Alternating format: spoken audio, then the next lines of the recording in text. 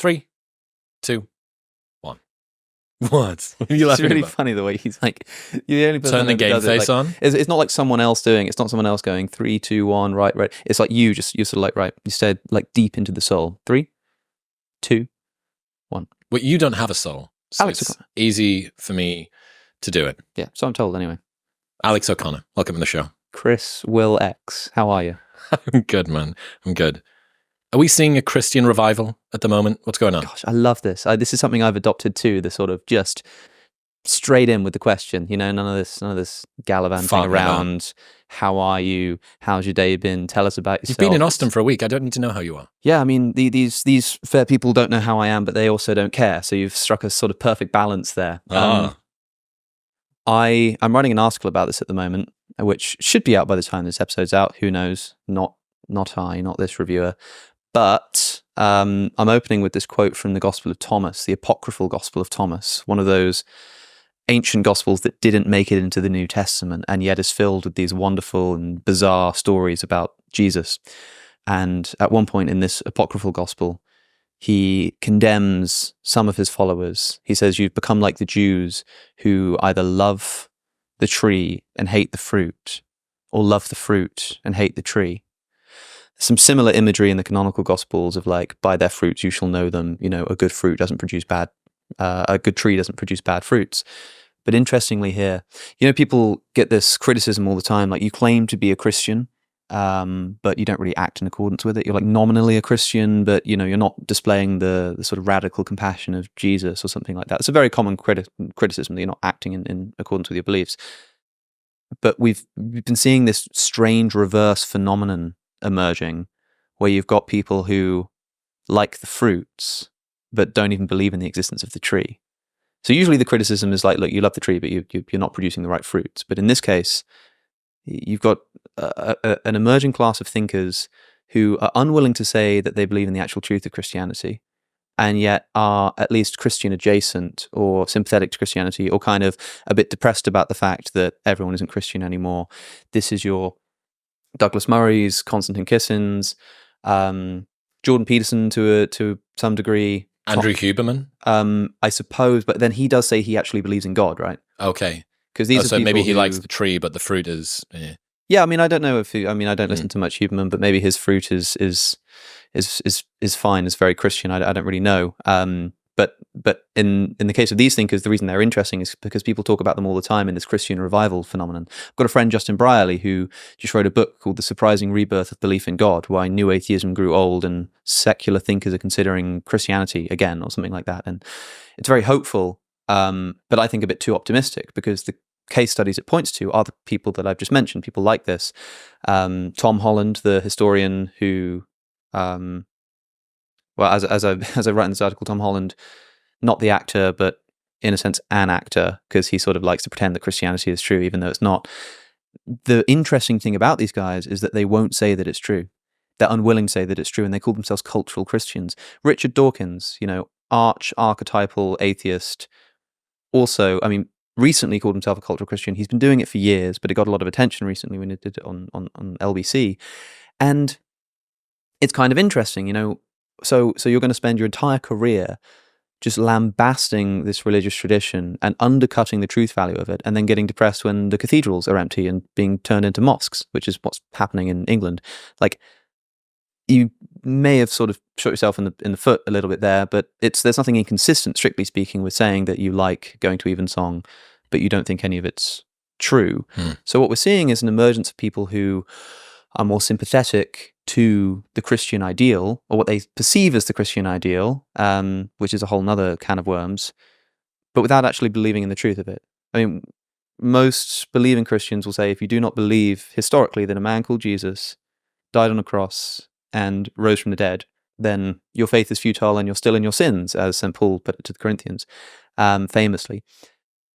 So these people sort of can't be counted among a Christian revival, but I think Christians have a lot to celebrate, that at least now the culture is shifting from a sort of new atheism, Christianity is evil and terrible and wrong, to, yeah, it might be wrong, we'll sort of brush that bit under the carpet, but try to display the virtuous ethics of Christianity. Although in my case, they're not actually advocating for a Christian ethic, they're advocating for a sort of right-wing traditional conservatism, which is not the same thing.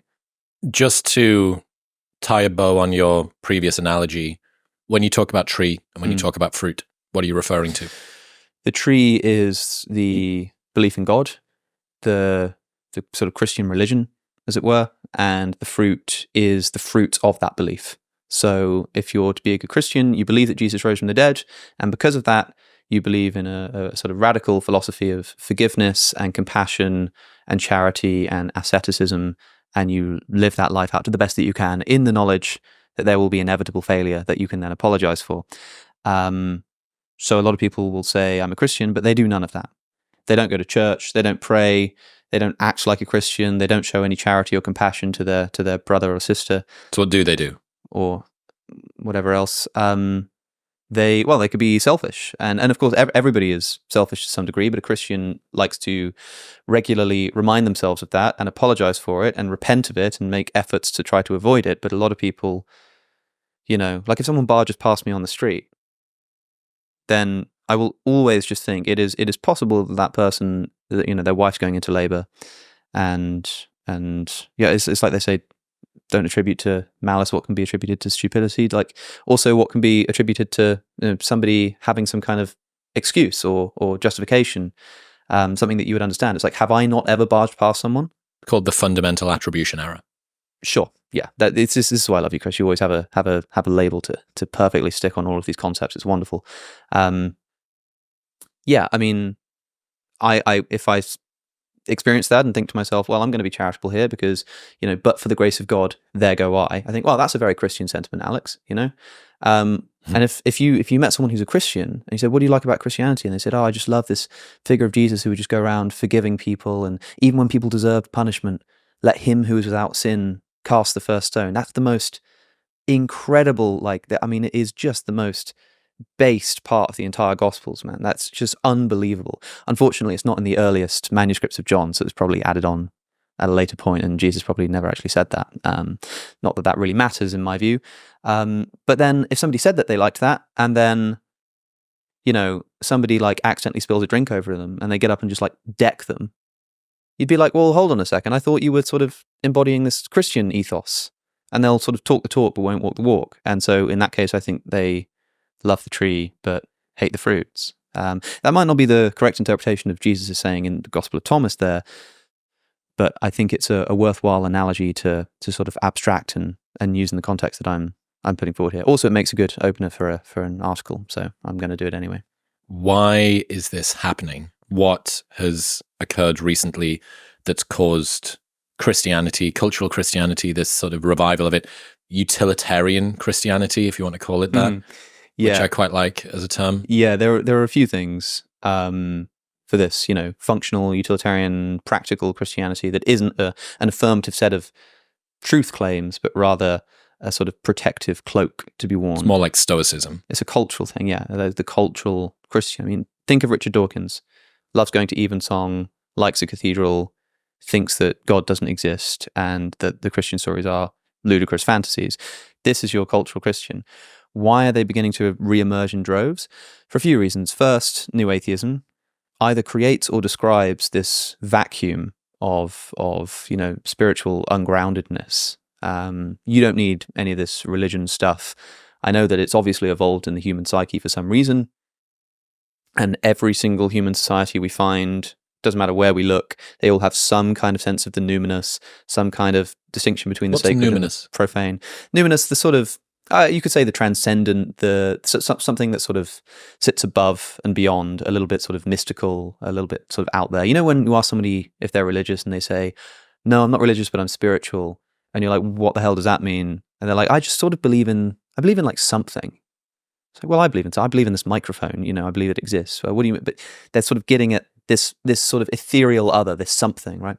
And every society, wherever we look, societies develop this feeling. And that there's clearly something intrinsic to human nature that drives us towards this religious impulse. But the new atheists come along, as the old atheists did before them, but the new atheists did it more fervently in saying, no, not only is this untrue, not only in the sort of, where Sigmund Freud says that your belief in God is, I don't know, the result of some kind of childhood repression, trauma, whatever, okay, but he's still going to think that it's an intrinsic part of the human psyche. Right? The new atheists come along and say, well, I also think it's false, but you also don't need it. You don't need this celestial dictator telling you what to do. Oh, you only do right and wrong because you're scared of upsetting the big man in the sky. Well, that's a terrible source for ethics. And everyone goes, yeah, damn right, yeah. Yeah, I believe. And it's sort of like a rallying cry. Like, it was really, some of these speeches, especially in the case of Christopher Hitchens, they sort of make you want to stand up and give a round of applause. I mean, it's just amazing, right? And part of it is appealing to this human, this sort of like humanity, this common humanity. Oh, like, are you not good enough yourself to sort of stand up and live a good life and all of this kind of stuff? And everyone's like, yeah, absolutely. But we've seen the fruits of this as people begin to sort of throw off religion and societies begin to throw off religion. What people have perceived happening is the creation of a spiritual vacuum. And if it is the case that human beings are naturally religious, they have an impulse towards the most fundamental thing I think we have an impulse towards is the idea of the sacred, the idea of something which is separate and untouchable, that shouldn't be mixed with the profane, that shouldn't be, that usually has a sort of attached to it a set of dogma about rules, what you're allowed to do with it, what you're not, and those rules aren't entirely justified by reason alone. It's sort of considered to be self-evident, just this separate thing that we treat as totally sacred. So that's your God, right? And the idea is that if you remove the God, something else has to fulfill that place. Something has to fill it in. And so the right-wing conservatives will say that environmentalism, veganism, gender ideology, all of this kind of stuff has become a new religion. And although it's maybe a bit of a lazy phrasing, you know what they mean. You know exactly the kind of thing that they're talking about, right?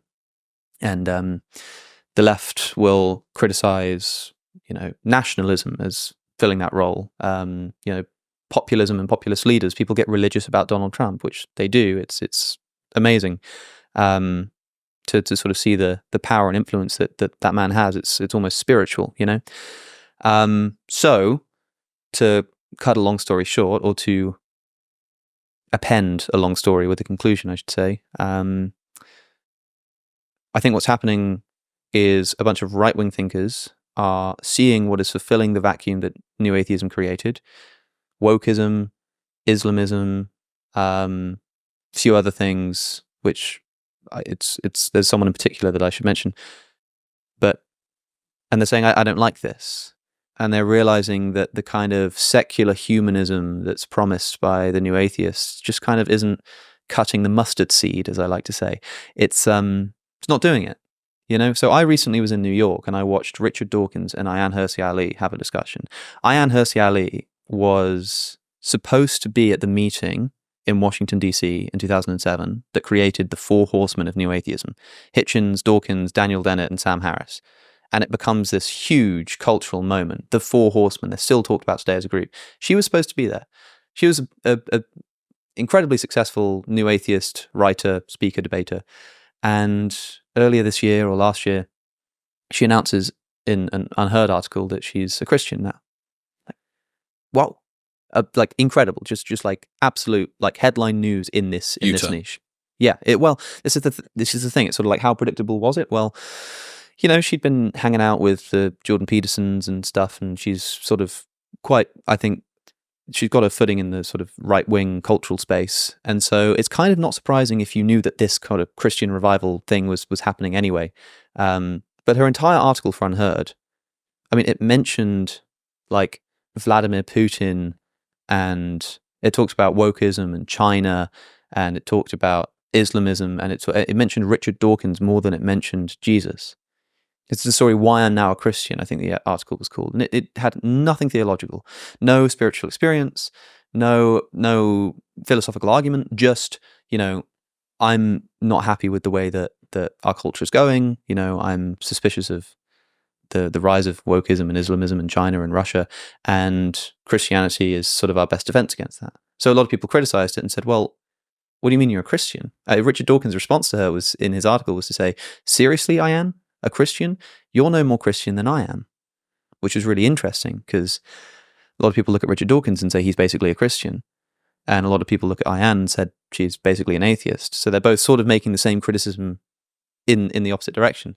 So they got together in New York, and I was there and I watched it. And to everyone's surprise, I think, Ayaan did actually affirm belief in the truth claims of Christianity. So she's not just fruit, she's tree as well. It seems that that's now the case. But the interesting thing is when because Dawkins was ready to show up to this discussion and tell her why she's not really a Christian. Like because of the tree, the lack of the tree. You know, I know you like the stories and all of this kind of stuff, but like you're not really a Christian. And it was actually at the beginning, Ayaan told her story of conversion where she really opened up about depression, suicidality, just utter despair, being not strong enough to commit suicide, but not wanting to stay alive anymore. And then she tries praying. You know, some therapist after hundreds that she'd seen tells her that she's got like a spiritual poverty and she should try praying, and it works, right? And eventually she gets sort of lifted out, and she's got this her thrill of life is back, you know, and everyone's applauding because they're so happy for her. Mm-hmm. They cheered at that, you know. And it was almost comic the way that Dawkins listens to the story and goes, "Well, that's very moving, Ayaan, but do you think that Jesus was born of a virgin?" You know. But interestingly, Ayaan basically said, if I'm not mistaking her, she said that she chooses to believe these things. She chooses to believe that Jesus is born of a virgin, that he rose from the dead, which seems kind of weird and a bit obscene. How can you just choose to believe something? And a lot of people will say, well, I can't choose to believe something. You can't choose to believe that Australia doesn't exist. It doesn't work like that. But interestingly, I began to notice that if somebody becomes convinced that Christianity is true, like through philosophical argumentation, historical argument for the resurrection of Jesus, okay, Christianity must be true. And then you hear all these moral claims that it makes about family values, gender roles, stuff, and you think, well, I don't know about all of that, but I've just become so convinced that Christianity is true that like it must just be that this is the moral way, and I choose to just believe that, right? No one really bats an eyelid. They might think it's wrong to do that, but they don't think it's like illogical. They don't think it's like a sort of an illegal chess move, as Peterson reversing the stack and going in the other direction is something where people go, hang on a second. Yeah. So Ayaan obviously just like deeply resonates with the Christian story, the Christian ethic, the Christian community. She said that when she was going around criticizing and mocking religion for years and years and years, Islamists would send her death threats. Christians would send her letters saying that they're praying for her, you know. And she thought that was the difference between those two religions. So it was a really interesting story from her. So something's obviously deeply resonated. So she says, well, whatever that is, that's realer than real. That's the most important thing in my life. And so, yeah, I choose to believe the factual stuff as well. And that seems like a much more, like intuitively, it seems more illegitimate to go that way. But, you know, I think people do it in the other direction all the time. In other news, this episode is brought to you by 8 Sleep. I have been using my 8 Sleep mattress for years, and I cannot imagine living without it. During the summer, I find it difficult to sleep because I'm a warm boy, and 8 Sleep is the ultimate fix. I don't need to worry about how low I can crank the air conditioning because my mattress is literally temperature controlled. And now, 8 Sleep have launched their newest generation pod, the Pod 4 Ultra. Pod 4 Ultra can cool each side of the bed individually up to 20 degrees below room temperature, keeping you and your partner cool. And for those who snore heavily, it can detect your snoring and automatically lift your head a few degrees to improve airflow and stop it. 8 Sleep is clinically proven to give you up to 1 hour more of quality sleep every night. Best of all, they ship to the United States, Canada, the United Kingdom, Europe, and Australia. Right now, you can get $350 off the Pod 4 Ultra by going to the link in the show notes below or heading to 8sleep.com/modernwisdom using the code modernwisdom at checkout. That's EIGHT sleep.com/modernwisdom and modernwisdom at checkout. Is it possible to choose to believe in God? Not like naively, not like, well, try it for yourself. You don't believe in God, or do you? Maybe you're an agnostic. I don't know what you think about this stuff, Chris. You're probably sort of agnostic atheist? Or... Yeah, agnostic. So just try it out. Like believe in God for a second. Give it a go. I don't know what that would mean. Right, exactly. It's sort of like how do you even begin to no, you can't do that. But what you can do is, it's complicated by the fact that I don't believe in free will, but you know, shelving that for a moment. Like, okay, so like assuming that there is some like libertarian free will and you can like have authorship over your actions and choose when to raise your hand and stuff. You can choose to do things which will knowingly affect your beliefs. It seems a bit disingenuous, and maybe it is, but like if you only read Christian literature, only spoke to Christian guests, and did so without going into the conversation with an attitude of, I'm going to sort of criticize and object, but like, I'm just going to listen and learn. If you did that for like 3 years and only hung out with Christians and went to church every day, Christian worship music, you'd probably become a Christian. Like it probably would happen. You did it with vegans. Yeah, I mean, that's actually another good example is that if everyone you know is a vegan, and you only listen to like vegan speakers, and they're always talking about how immoral everybody else is and all this kind of stuff, like you're going to become a vegan. Chances are, So you can choose to surround yourself in a community and with certain literature that will at least sort of open you up.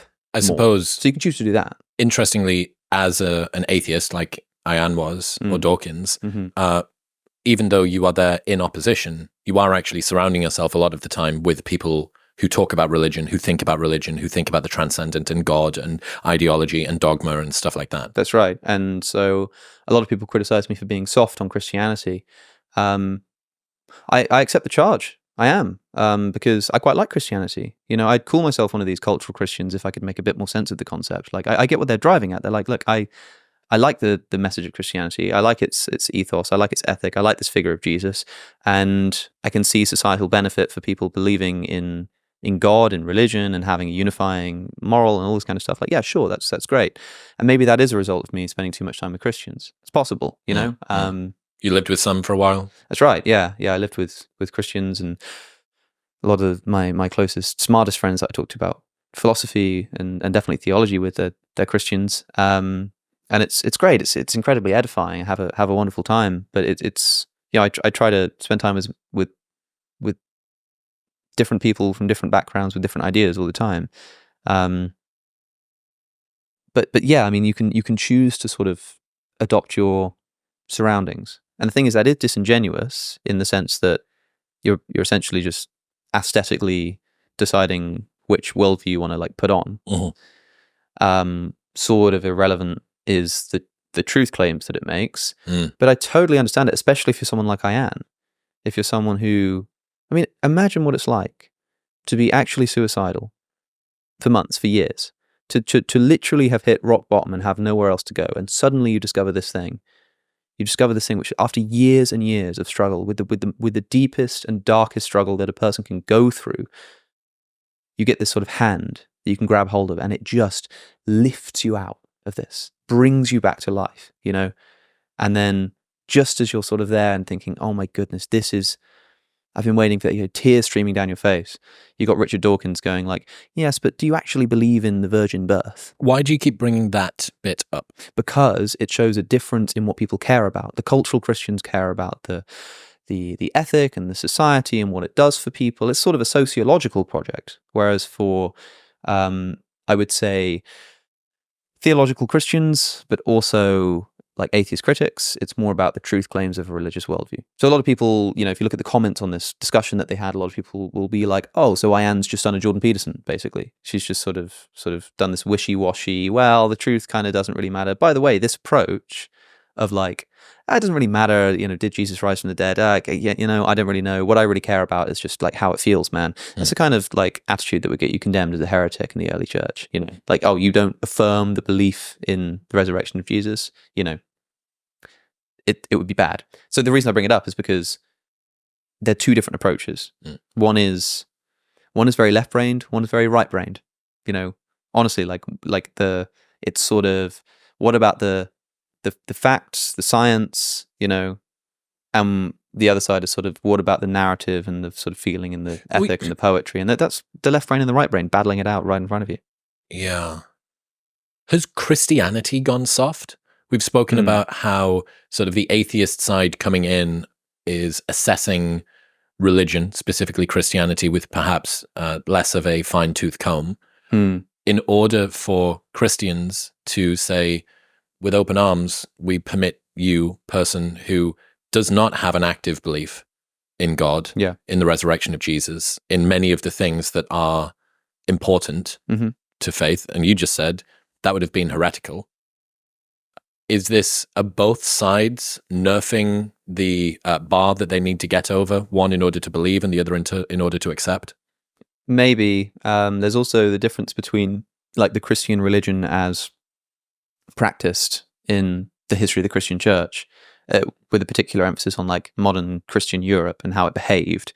There's that kind of Christianity, and there's the kind of Christianity which is like emulating the figure of Jesus, which is, I think, the important thing. So, for example, has Christianity gone soft? Well, consider the Christianity of the Crusades versus the Christianity, the sort of lukewarm, half people don't even believe, like less than like 1% of the population are going to Church of England churches, like, yeah, that's definitely gone soft, but arguably the kind of either military or strong-armed Christianity that emerges in the history of the Christian church is itself an inappropriate hardening of the Christian message. Right? The figure of Jesus, like Christian relativity. Like what is base for exactly. Christianity? And religion is always famously just used to buttress political aims and functionally campaigns. How can we have this ideology, this dogma, to be able to drive us forward, perhaps if we wanted to invade some other countries? Yeah, or like how can we motivate people to believe that we're on the right side here? I mean, famously, Adolf Hitler, that people debate all of the time whether he was a Christian. Who knows? I mean, he was a Roman Catholic, but he never renounced it. But like, he wasn't acting very Christian, let's say. But he did have the belt buckle of every Nazi soldier have Gott mit uns, God with us, written on the belt buckles. Atheists weren't allowed to join the SS. Didn't want them. Didn't think they could be trusted, I suppose. Hitler says explicitly in Mein Kampf that in standing guard against the Jew, I'm doing the handiwork of the Lord. Right, so he's using this religious terminology. And a lot of people like to point out to me, like, I'll hear Christians say, yeah, but he was actually an atheist. I mean, he was just pretending to be a Christian, surely. And I'm like, well, why would pretending to be a Christian make it easier for him to be a fascist? You know what I mean? It's sort of a bit of a confusing thing. But yeah, because people use religion in this way. And so there's the question of like, well, was Adolf Hitler a Christian? Right. Well, maybe he would. Maybe if you ask him, let's say we discovered some text or some bit of the table talk that we didn't otherwise know about, and he says, yes, I still very much believe in God and believe I'm doing Christ's work. There's a sense in which you could say, see, he was a Christian. That's what the atheist might say, but the Christian would say, I don't care what he claimed to be. Being a Christian is doing the work of the Lord. Being a Christian is enacting the will of the Father. Right. So interestingly, maybe without fruit. Maybe you don't even need to believe in God per se to be a Christian. You just sort of need to do the will of the Father. It's hard to know what counts as being a Christian. But I think sort of the two approaches that clash in this Ayaan Dawkins, rumble is the difference between the approach that says the thing that matters is that you live the right kind of life and have the right kind of ethics, and the other side, which says the thing that matters is that you get the right theology, that you have the right truth claims. To me, that seems a lot less human. It seems a lot less in accord with the way that Jesus spoke and behaved and acted. I mean, he's not going around like settling theological disputes, really. He's responding to theological disputes and people are trying to test him theologically, but he always responds to them with a sort of vague classiness that sort of transcends the dispute. It almost makes nonsense of the disputes. So yeah, I don't know. Has Christianity gone soft? Like, yes, politically, like clearly it just doesn't have the political power anymore. A lot of nominal Christians don't really believe in what they're saying. They sort of go to church because they feel like they have to, but don't actually have the same kind of passion that you'd like to see in a sort of firmly spiritually convicted Christian population. Sort of doesn't exist, at least in Britain. I don't know about America. It's probably much more enthusiastic here, but in Britain... The interesting thing about America, I spent Easter Sunday at Austin Ridge Bible Church. This is the first American service that I've been to. The only other time that I've been to a service recently was at Ripon Cathedral on Christmas Eve. Ripon Cathedral, Christmas Eve, 245-year-old woman with a C-shaped spine playing the organ, everybody singing hymns, brief talk in between, very sort of cobwebby, classic sort of British Christmas thing. I go to Easter Sunday, Austin Ridge Bible Church. I pulled up behind a 150 grand Corvette supercar that had God Now as the number plate on the back. That was the first thing. I went in, the lady that was the warm-up act for the main person that was giving the sermon for the day started using religious language. And I was like, oh God, we straight into it. And she said, guys, please, we must remember to have patience and forgiveness, and we must give grace when turning right out of the car park onto Bee Cave Road. And I thought, oh, wow, okay, this is an interesting use of sort of semi-Christian language here to direct traffic. And then the opening act was a 6-piece rock band, complete with 20-person backing choir, fireworks, a full LED wall that would have made my nightclub career look paltry, with the lyrics up behind so that everybody could sing along, even me who didn't know the words. Lead singer, very charismatic, playing the guitar, dude on the drums, black guy playing saxophone, set of glasses on. They come up, they do an encore, they leave. Another lady comes on, introduces stuff, and then a guy comes out and with a mic, and there's sort of background music that swells when it's important and kind of stays quiet when it's not. And then he leaves, and then the band comes back on, and they do maybe 1 or 2 more songs, and then everyone goes outside, and there's Starbucks coffee and stuff. And then they ask for your money. They didn't ask for my money, actually. They were rich enough. Yeah. Not once was the word religion used. Not once. Nobody in that room thought of themselves as religious. Yeah. They have a direct relationship with Jesus and with God. Oh, sure. It's all about, it's just Jesus, like super, super Jesus stuff. And that, I was like, what is that? What's Christianity when you kind of rip much of the ideology side out of it? I don't even know. What is that missing? What is it that they've done? What have they taken out of what I would be more familiar with from what I would have learned in school? Well, insofar as they're doing that, they're probably getting something right, which is that Christianity is not so much a set of truth claims, a religion as we'd use the term today, as it is a relationship with the person. Christianity is a relationship with Jesus. That's what it is. So, I mean, the word religion is famously very difficult to define. And also kind of doesn't exist as a concept until relatively recently in like religious study and comparative religion, because like you find religious communities from 1,000 years ago, and religion isn't this like thing that they do. They don't have like work, family, religion, like get my MOT. It doesn't like box off like that. It just permeates. It's the air that you breathe and the water that you swim in. It sort of doesn't really make any sense. I mean, it's like a fish trying to define water, which I'm sure the fish can do, but only once you take it out of the water and sort of show it what it was swimming in before. But it wouldn't consider itself to be swimming in water, I think Immanuel Kant had this image of a bird or a dove like flying through the sky and sort of thinking, like feeling the wind resistance and thinking, gosh, if only I could get rid of this wind, I could fly so much faster. If only I could get rid of the air. And that's kind of what like people are doing with religion. If only I could get rid of this resistance. But you're sort of throwing out the baby with the holy water. So they're probably getting that right. I'm not sure about the whole megachurch situation. Having said that, I've never been to one, and pretty cool. I know people Seats were comfy. A friend of mine recently told me that he went to one of these like megachurch experiences in England actually, and was just sort of overcome with emotion, tears streaming down his face uncontrollably, like a sort of unbelievable experience. And I thought, wow, that's amazing. But then I also have a friend who we recently sort of accidentally stumbled upon like a sort of traditional, I think it was a Catholic service. There's 4 guys singing some choral songs, and we were holding candles. It was a concert. They said free concert, and we went in and they gave us candles after going through the metal detectors. They gave us these candles, and we were sat there, and there were these 4 guys singing this sort of Latin Christian music, and my friend used to be a sort of like a real American style Christian, and said, like, wow, I've never experienced anything like that. That was amazing. Like, that was really amazing. And I thought, gosh, it's just because it's not what you're used to. The person who's used to that will be amazed by the megachurch.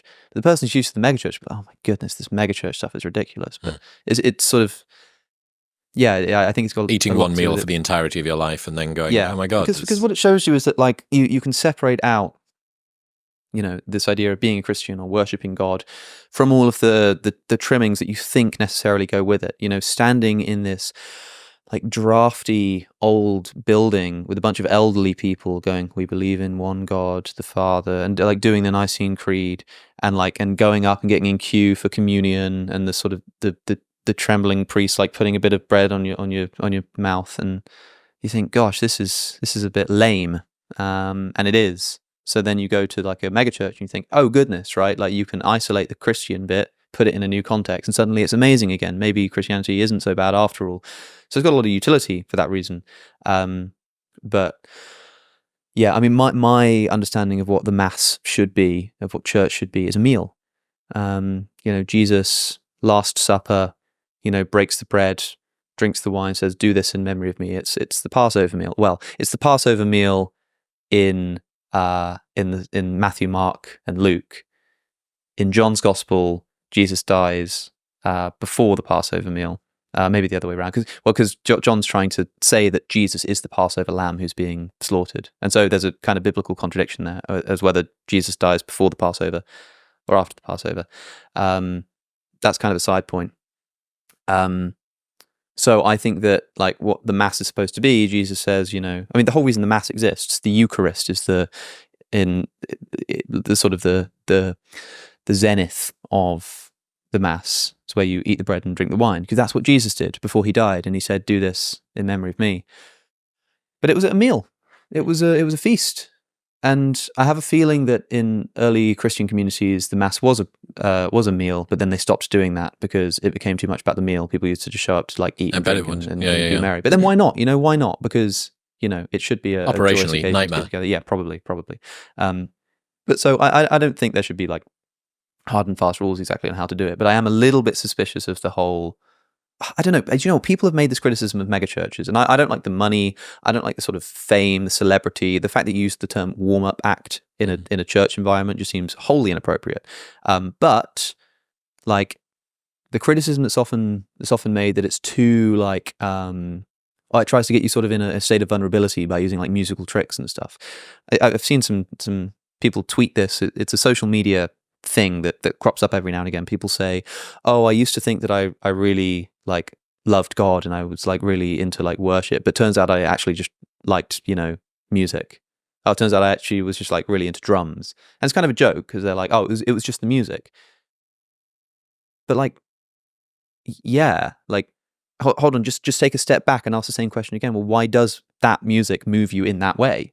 Sure, Coldplay can do it too, but then arguably Coldplay are sort of approximating the same kind of spiritual openness that people are trying to achieve at church. The only difference is that when they do it at church, they then use that state to sell you God rather than sell you merchandise, We'll get back to talking to Alex in 1 minute, but first I need to tell you about Momentous. Trust really is everything.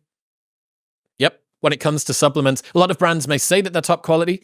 Yeah, but few can prove it. That's why I partnered with Momentous. They make the highest quality supplements of anyone on the planet. Two fundamental parts of recovery are sleep quality and proper hormone levels, which is why I trust Momentous' sleep packs and their Tonkat Ali. Plus, their entire range is NSF and Informed Sports certified, meaning that even Olympic athletes can use it. That is how highly it is tested. What you read on the label is exactly what's in the product and absolutely nothing else. Best of all, there is a 30-day money-back guarantee. So if you are uncertain about either of these products, you can buy it completely risk-free. If you do not like it for any reason, they will give you your money back. And they ship internationally. You can get a 20% discount site-wide by going to the link in the show notes below or heading to livemomentous.com/modernwisdom and using the code modernwisdom at checkout. That's livemomentous.com/modernwisdom and the code modernwisdom at checkout. Well, what about when you walk into, you've been to the Vatican? Oh, yeah. Right? What about when you walk in there? You walk through the doors. Yeah. It's the best front end of a funnel I've ever been into. Well, look, the Vatican is a look, if you go to St. Peter's Basilica, where you've been, it is just like breathtakingly huge. The sort of the scale of the thing is enough to sort of make you like, and it's actually so big that you kind of, your eyes aren't like, parallaxing properly. So it's kind of difficult to even tell how big it is until, for anyone who's ever been, there's writing, big gold band that goes all the way around, and there's writing. And I was there with a priest, and I haven't verified this, but he told me that each of those letters was 2 meters tall. Yeah, I heard that on the tour. The letters, and I genuinely, I was like, I don't believe you. I'm looking at it right now. I'm staring at it. It's so small, it can't be 2 meters. I don't believe you. I just don't. And the statues on the top level are built bigger than the ones on the bottom, so that they look the same size. It's this strange illusion. I kind of wish they hadn't done that because it would give you a better idea of the size. But anyway, okay, yeah, amazing, awe-inspiring. But at the same time, it's designed pretty poorly from the outside. I mean, you've got Michelangelo's dome, which is like at the back of the basilica, which you can't see from the front, which is just poor design because of the fact that you've got like 3 different architects who all had different ideas of what to do and were planning things separately, and they all just sort of got shoved together. And so you get this great big frontier. But imagine if you could see that dome from the front. It would be spellbinding. Also, the fact that the St. Peter's was built off the back of sale of indulgences. So the Catholic Church, they give us money and we'll shorten the time that you spend in purgatory and you get to heaven quicker. And they use that money to fund the building of the church. So it's a little difficult to be, theologically inspired when you start to realize what kind of building you're walking into and the kind of history that surrounds it. God, now. Yeah, I mean, but then there is still, but then it's exactly the same thing as the God now thing is the megachurch, where there's, I mean, like if you start thinking about it, you think, well, this isn't right, this is bad. You might go into a megachurch and say, well, this is terrible because they're just trying to make money. And then, you go into St. Peter's Basilica and you think, well, this was raised on the sale of indulgences. But there's still something amazing about it. There's still something that inspires awe, and that's the important bit, I think. So yeah. So I mean, it's amazing, an amazing place to be. But like every human attempt to approximate the awe of God will necessarily be beholden to our failures as immoral creatures.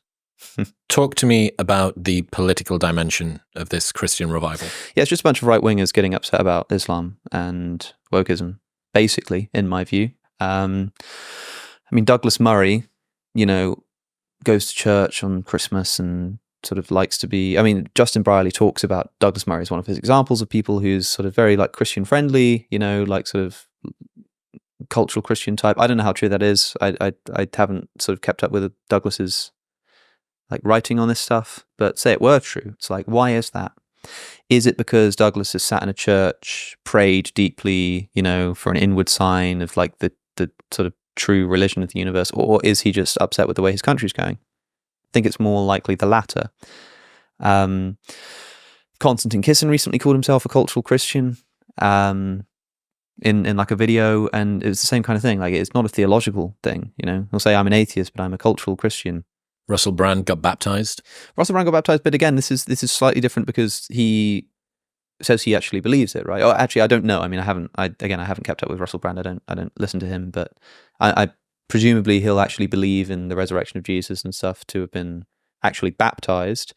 So I think that where somebody has actually sort of developed a Christianity and a truth claim, I believe Jesus rose from the dead. I don't think that's just like is that not Christian revival?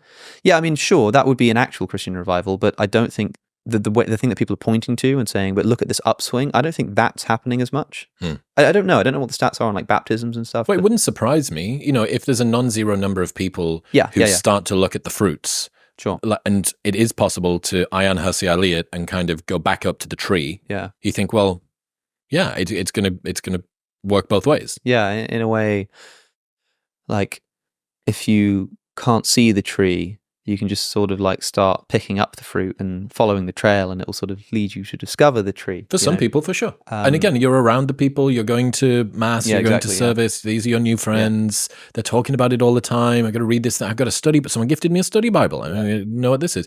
So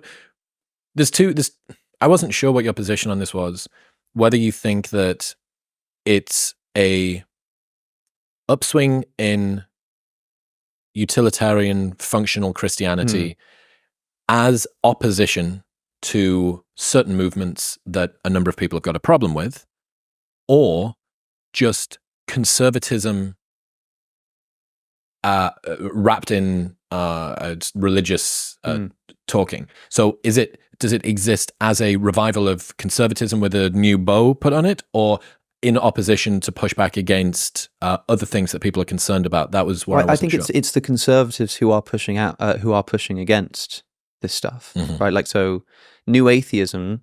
What's new about new atheism? Well, the sort of political dimension. It's as much like a movement, a sociological movement, like I say, more so than it is a theological one. it's much more. It's the reason that new atheism found its way onto like the national press. It's on Fox News. People debating it and now in the way that now it's like I don't know what it is in America, like gender studies in schools or whatever. It used to be like evolution in schools. That's what you turn on the TV. In fact, like imagine that, like you would turn on the TV and you'd find your Tucker Carlsons and people like just going on and on and on about like evolution and God and religion and Christianity. I mean, it's amazing. It was doing exactly what like the the woke social justice stuff is doing now in that space. So that was sort of the new atheism thing sort of was this cultural phenomenon talking about politics. It did the theology stuff a little bit as well, but it was a social movement. And so, okay, what kind of social movement was it? Well, broadly speaking, it was left wing. It's an interesting subset of like YouTube atheists who went on to be like anti-SJW reactionary types, but broadly speaking, the atheist community that sprung up, Christopher Hitchens, the socialist, Richard Dawkins, very left wing, more recently sort of gender critical and suspicious of Islam, all that kind of stuff, which puts him more on the right. Same thing with Sam Harris, but these guys are like traditionally left wing people, right? And it's all very Christian nationalism is suppressing gay rights and gay marriage and abortion and all of this kind of stuff and contraceptives and divorce laws and all of that, right? So new atheism is quite left wing. So whatever like space it creates culturally, the people who are going to sort of say we don't like this, we don't like what's happening, we want to react against that are going to be conservatives. So like in other words, it's like it's both. I think it is in many ways a reaction against this vacuum, but the people who are reacting against that vacuum are going to be probably more or less conservatives. They used to call the Church of England was known as the Tory party at prayer. What they called them. the fact that nobody is now going to Church of England churches means that it feels like a sort of waste of a good label. And I think like the cultural Christianity movement could be called that, the Tory party at prayer. Not the Tory party, because the Tory party is probably about to cease to exist in England. Have you seen this? I think right now, as we're speaking, it's got to be about like, 2:30 or 2:45. Yeah, it'd be like right now. There's a 7-party debate happening on the BBC. Nigel Farage is currently stood at a podium, like probably shouting at a bunch of other people. And it's amazing. Like Reform UK are 2 points behind the Conservatives at the last poll I checked. I remember hearing that. Well, look, I mean, we're in store for either another sort of 1997 like super Labour success, or the actual sort of. It's like it's an existential moment, as Andrew Marr has put it, for the Conservative Party. It's sort of amazing to see. So maybe not the Tory party at prayer, but the English right, conservative people at prayer. At prayer, even if they don't know quite who they're praying to. Isn't it interesting though? One of the things I noticed since moving over to America is that there is no equivalent of the Christian right in the UK, or there wasn't. Right? That. You know what I mean? Bible Belty. Oh, yeah. Like, it's for God, it's country, it's patriotism, and the constellation of beliefs kind of right themselves. I mean, what religion... Well, what religion is our prime minister, And also, like, if you are, like, Keir Starmer, is he a Christian? I literally don't know. I have no idea. And if he was, I wouldn't know what kind of Christian he was. And also, I don't care. And nor does any of his party, and nor do any of the population, Like... Genuinely, it's so strange. I think our prime minister is a Hindu, as far as I'm aware, but I'm not sure how like religious he is in that. But can you imagine, like, it being a serious part of the conversation in Britain? Your American listeners might not be fully aware of just how absolutely ludicrous it would be to be sort of on the campaign trail and somebody asking, what's your favorite Bible verse? And when like Donald Trump can't think of a Bible verse, what is it he said when he was asked for his favorite Bible verse? And he goes, "Oh, there are just too many. There are just so many. I love it all. I love them all." That's a bit of a scandal. It's like the leader of the Republican Party doesn't know really his favorite a Christian. Bible verse. Like in the UK, it just doesn't. So exist not like that. salient. Yeah, and so maybe I think what people are sort of noticing is that the right in America is quite strong. Got a presence. Do you think that this could be a potential angle for a future British political party to tap into? I don't think they can tap into Christianity, at least not yet. I don't think it's nearly strong enough. But I think a lot of people in the UK are getting desperate because their country's going down the pan. There is no such thing as a sort of small c conservative party, because the Tory party are too left wing for the right wingers and too right wing for the left wingers. That's where they're ceasing to exist. They've sort of fallen between two pews, and they're gonna possibly, you know, have to hang up the hat. So I think people in the UK are quite sort of, especially right wingers in the UK, are quite desperate. So like we don't have a movement, we don't have a home, we don't have a party that we can vote for. Like we don't have a way to get ourselves represented in Parliament. So what are we going to do? And they're sort of trying out different things. And one of these things is like, well, what if we all just become Christians again? You know, maybe that'll do something. But it means that if you pay attention on like Twitter to the kinds of because it's not just the thought leaders, but also like you begin to notice in the comments, you know, there's just more people. There are more people who are fervent. There's more people with little display pictures of like a crusader, you know, with the sword and the helmet on and stuff. And you realize that if there is sort of a Christian revival happening, it might be a revival of the sort of strong-armed, like we're not going to take this kind of Christianity rather than the meek and mild. I've heard you talk about the difference between strong-arm Christianity and meek and mild Christianity. Is the reason for the... Get that in, go on. Is the reason for the strong-arm Christianity that this revival is coming in opposition to a bunch of things that seem quite aggressive, that seem quite militant, whether it be rising threat from China, Russia, Islam, gender ideology, wokeism, whatever? Yeah, I mean, I think a lot of people are, for those who are, I'm not, and I shouldn't, you know, this is all hypothesizing, and I can't say that whether most people who are sort of considering Christianity again are doing so for theological or political reasons. But of the people who are doing it for political reasons, arguably, you know, the politics comes first. That their primary concern is having a sort of a strong ideological, and this is the cultural Christians. This is the people who will say, I don't believe in God, but I sort of like the Christianity stuff. Like, well, what do you like in Christianity?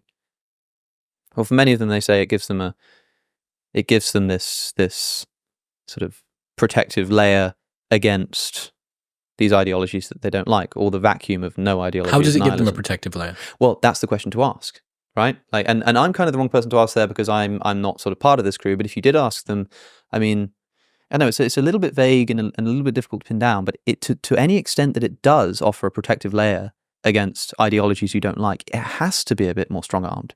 It has to be defensive. It has to put up a shield, right? And so it really depends on who you ask, right? But let's just hypothesize for a moment. What is it that you get from utilitarian Christianity in opposition to secular liberalism? What does it provide you that you can't arrive at without the Christianity bit? Content. Secularism doesn't have content. Secularism is just like a sort of rule, a political rule that says that you're not allowed to like let religion have any sort of any particular religion have any hand in like political affairs. You just got to sort of have a hands-off approach to religion, right? It doesn't actually provide anything. It's not a worldview. Christianity is a worldview. It allows you to say there are things that are right and wrong, right? So in like a secular liberal government, you might say you have this opinion, and because we're a secular liberal society, even though I think you're wrong, I think you should be in Parliament, I think you should become the Prime Minister if that's what the people want, all of this kind of stuff. Whereas if you have an ideology that just says, no, there are right things and wrong things, and our country is one that believes in these right things, and if you believe the wrong thing, like, no, you're not going to become the Prime Minister, you're not going to, like, so I think it sort of provides you this ability to safeguard your worldview. In other news, this episode is brought to you by Mando. Mando whole body deodorant will have you smelling great. It's powerful enough for the toughest body odor, but gentle enough to use everywhere on your body. You've probably heard that some deodorants have some dodgy chemicals in that you probably don't want to be putting on your skin every single day. Mando is aluminium-free, baking soda-free, cruelty-free, and dye-free, so you can smell fresh from head to toe without rubbing any sketchy chemicals into your skin. If you're looking for a great place to start, their starter pack is an absolute steal, and it comes with a solid stick deodorant, cream tube deodorant, and 2 free products of your choice. Deodorant is a personal preference, and if you're unsure about whether or not you're going to like it, you can buy Mando and use it for 60 days, and if you do not like it for any reason, they'll give you your money back. Also, they ship internationally and offer free US shipping on orders over $25. You can get up to 40% off Mando's starter pack by going to the link in the show notes below or heading to shopmando.com and using the code modernwisdom at checkout. That's shopmando.com and Modern Wisdom at checkout. So there's more structure. It's sort of buttressed in this way. But what is it about Christianity which is particularly useful up against a woke Chinese Russian assault? Well, that's to me is still a bit of a mystery. It tells me that we're not, insofar as people are, specifically when they're talking about political issues like China and Russia, I would ask that same question. I think the only answer you can give is that it's somehow tied to a sort of a political, like a political sort of, what's the word here? Like what's the word? What am I looking for? I don't know. Like, I know, like a forceful restatement of your political commitments, you know? And the fact that that's tied to Christianity is a bit of a mystery to me. I don't really know. Is it that it's something that seems more steeped in ancient Western values? So that's the other thing is that it's like it's Western, but this to me seems quite contingent. This is why I'm separating out like Christianity as what Jesus teaches and what Christianity is, and Christianity which is like I said earlier, with the specific emphasis on the history of, you know, Western Europe. People think that Western civilization is a result of Christianity. That's it. In fact, I think that's what's going on here. So you get Tom Holland, the historian, who has popularized this idea in his book Dominion that all of Western civilization is essentially Christian without realizing it. So, you know, we've taken what were once non-obvious, controversial, ethical, contingent statements, you know, things that a lot of people thought were true, a lot of people thought were false, were quite radical, quite controversial, and they've so successfully embedded themselves into our culture because of the rise of Christianity that we now describe them as self-evident truths. You know, it's just self-evident that every person has worth, that, you know, slavery is wrong, all of this kind of stuff. It's just self-evident. And so we don't need Christianity to teach us that anymore because it's self-evident. And Tom Holland's thesis is something like, well, what you don't realize is that it's actually come from Christianity, even though you now don't realize it. So if you cut off the Christianity, you cut off the basis for this entire Western ethic in the first place. So people who care about Western ethics, people who care about, preserving the West and preserving the Western ethic, might buy into this Tom Holland thesis and say, oh, okay, so I really care about Western ethics, and Western ethics is Christian, therefore if I care about Western ethics, I should care about Christianity and upholding Christianity. Who cares about upholding the West at the moment? The political right. So particularly in Europe, you have this right-wing Christian sort of, friendship, merger. What about its usefulness as a prophylactic against wokeism? Yeah, it's kind of the same thing, right? Because it's still. I mean, what's woke culture trying to do? It's trying to sort of undermine Western civilization. You know, the history of Western Europe. It's trying to sort of rewrite the books. It's trying to say that a lot of the West is evil and patriarchal and white and racist and all of this kind of stuff. This is what like people dislike in the so-called woke movement. If you ask someone like Douglas Murray, you know, what's the big trouble with wokeists? What don't you like about them? What will he tell you? He'll say they're undermining Western civilization. So it's still this sort of let's save Western civilization approach. And I think that this has come at the same time as the popularization of the thesis that Western civilization is Christian. Therefore, to save the West, we save Christianity. It's like an equation. Yeah. Yeah, sure. Well, how do you mean like an equation? Like you sort of add them together? Yeah, that's how an equation usually works. Yeah, like as in they're treating them as the same. Correct. Yeah. Yes, that you can, if it is, or the enemy of my enemy is my friend, right? Like, yeah, it's I don't know. It's a bit like, I'm trying to think of an example here of like where else people just sort of go a bit. They sort of they cozy up to an ideology because it sort of, I don't know, it helps, and I don't mean that to be sort of cynical because we're not always conscious that we're doing this, but we become attracted to this ideology, become attracted to this religious tradition, and think, oh yeah, like I like Western civilization, and the people who are talking about this Christianity thing, they seem to care about it. They seem to recognize that there's a lot of importance in Western civilization, and so they suddenly find themselves becoming more attracted to it. But it's important to stress that, like, I don't think this thesis is correct. I mean, I'm not sure. I still haven't actually read through Dominion by Tom Holland. I really need to do that with the amount that I talk about. That's why I'm always very careful to talk about his thesis. But like, I think Western civilization, what's it defined by? Free speech, freedom of religion, capitalist economy, like basically all of these things which, I mean, you can say that nominal Christians have like established these historically, but if you actually flip open the scripture, there's no way that you can describe this as Christian or Judeo-Christian, especially with the Judeo part when it comes to like the abolition of slavery. I'm told that this is, it's essentially a Christian movement, the abolition of slavery, like as if the Bible, which explicitly condones and teaches you how to take slaves, how to bequeath them as inheritable property to your children. If you march up to a city to attack it and you see a beautiful woman, I'm not misquoting, it says if you see a beautiful woman among them, this is in Deuteronomy, I think it's like Deuteronomy 21, but I might be wrong about that. Yeah. Then you can take her as your wife, and if you want to do that, then you take her home. In this bizarre ritual, you shave her head, trim her fingernails, give her exactly 30 days to mourn her parents, who you might have just killed, and then you can take her as your wife. Okay, so now we're told that despite all this sort of scriptural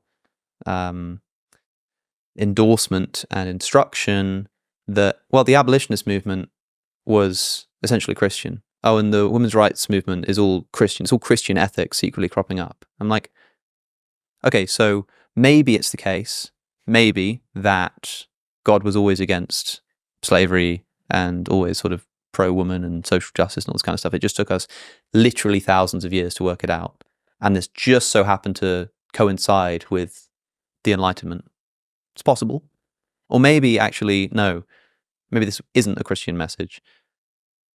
And like when I ask specifically, how is this abolitionist movement or whatever, how is it Christian? It's like, well, Christianity teaches the worth of the individual, the emphasis on sympathizing with the victim. This is the big thing. It's like the idea that Jesus comes down, everyone's expecting the Messiah to be this great military leader who's going to, liberate the Jews from Roman occupation. And instead you get this man who's like poor, ascetic, and is crucified. I mean, we're so used to the crucifixion narrative that we forget how embarrassing it is and shocking it is for your Messiah to die a slave's death. I mean, it's an extraordinary story. It's what makes it such an attractive one. And so we're told, well, this idea of, sympathy for the victim is like uniquely Christian, and that's where we get like the care that comes in social justice. Social justice movements are all about like caring about the victim. Like, yeah, okay. But the Bible does explicitly tell you you're allowed to own other human beings as private property. So how do you square that one? So in other words, Tom Holland might be right that like the sort of nominally Christian Western ethic has like built up, or the nominally Christian sort of system and religiosity has built up this Western society, but it can't actually be like scriptural in my view. I mean, I might just be wrong about this, but so it's a little bit confusing to me. That's why I find it difficult to answer the question, like, why are right-wingers attracted to Christianity? Well, are they? Are they attracted to Christianity, as in are they attracted to the message of the gospel, or are they attracted to what the sort of Christian church and Christian religion has historically been able to politically provide? I wonder how much is that it provides a more stable and sophisticated sounding, by virtue of how long it's been around, pushback against something that in comparison is flimsy, contemporary, less steeped in nostalgia and less stable in that way. Like if you were to create a thing that would act in opposition to super progressive, very new, very contemporary, very quickly changing you would choose the most Lindy story that you can. What's the one that's been around for as long as possible? Yeah. And, we can we'll forget that bit. We don't need to really worry about shaving the head and cutting the fingernails. We don't really need to worry about the slaves and passing them down to your children and stuff like that. And I suppose that with Christianity, because it is, as Sam Harris said, it's a relatively low-T religion, they're quite prepared, it seems to me, like they take less offense at people playing fast and loose with the literal interpretation. It's okay that he omitted that thing. I get the sense that the Islamic faith would not be so okay with you piecemealing your way through their particular doctrine. Yeah, it's what I was about to say or bring up. Well, I mean, because you're quite... I said it first. Yeah, that's I'm not right. sure. I think Sam Harris said it first. Right. Fuck. Okay. Yeah. So I'm the middle of the human centipede between Sam and you. Yeah, I suppose so. Yeah, why not? Yeah, you can put it in those terms if you like. Another reason I love speaking with you, Chris. I think, as I like to put it, Islam is more high T and Christianity is more like high T, if you know what I mean, like TEA. Why is there not an Islamic revival? Because, sorry, there is. This is the other thing. This is what I was about to bring up. Actually, was the fact that a bunch of our political establishment, the civil service, have just been totally taken over by this woke culture, man. And everyone's a bit like, come on, seriously, really. On the anniversary of D-Day, we've got pride flags flying over Regent Street, instead of the British flag. I think that's true. It might not be true, but you get the point I'm making. People are like, I'm fed up. Probably of all is this. Somewhere. Fed up of all of this nonsense. And so you just said, you need something that's old, tried and tested, and can stand up against this. And so you get a bunch of particularly, I think, disaffected young men who, Islam is very attractive to them because it says, well, look, you don't believe in all this crap, do you? You don't believe in that. You believe in certain kinds of values. You believe that you should stand up for yourself. You believe in gender roles. You believe in this, right? Yeah, I do actually. It's well, Islam can give you this, and it can justify it, and it can give you the strength and the community behind you to assert those values and not have to worry about being some kind of outcast or condemned or whatever. No, because we all believe the same thing as you, and we're growing and we're popular and nobody wants to criticize us because we stand up for ourselves, Okay, yeah, sign me up for that. Whereas the Christians are still very much sort of, like you say, that they have the message of turning the other cheek. Yeah. This is the Jesus figure. So, and their belief as well is that you will be judged eventually, not necessarily right now. Yeah, it is a different sort of message of salvation. I mean, Christianity has the sacrifice of Jesus for your sins, and Islam doesn't have that. Islam doesn't believe that Jesus died on the cross. Again, because we forget how radical it is that killing a prophet, God wouldn't allow that to happen. So the idea of Jesus dying on the cross is a total anathema to the Islamic understanding of who God is, and because again, Islam is much more sort of proud and stand up for yourself kind of thing. Having this embarrassing slave death for their prophet, it doesn't run. So Jesus doesn't die on the cross in Islam.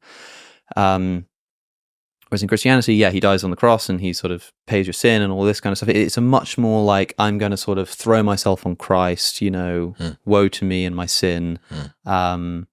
And that's more attractive to some and less attractive to others. But it sort of means, I think that also is why you get more Christian churches who are sort of we're totally open and we're pro-pride and we've got a transgender priest and all of this kind of stuff, when you don't see that happening in Islam, at least not as much to the same degree. A lot of people I'm just not quite working out why that has resulted in Christian churches or Christian belief that permits people to be more piecemeal. Because that's actually, I think, a slightly separate thing, which is important to spell out. A lot of people say simply that Islam is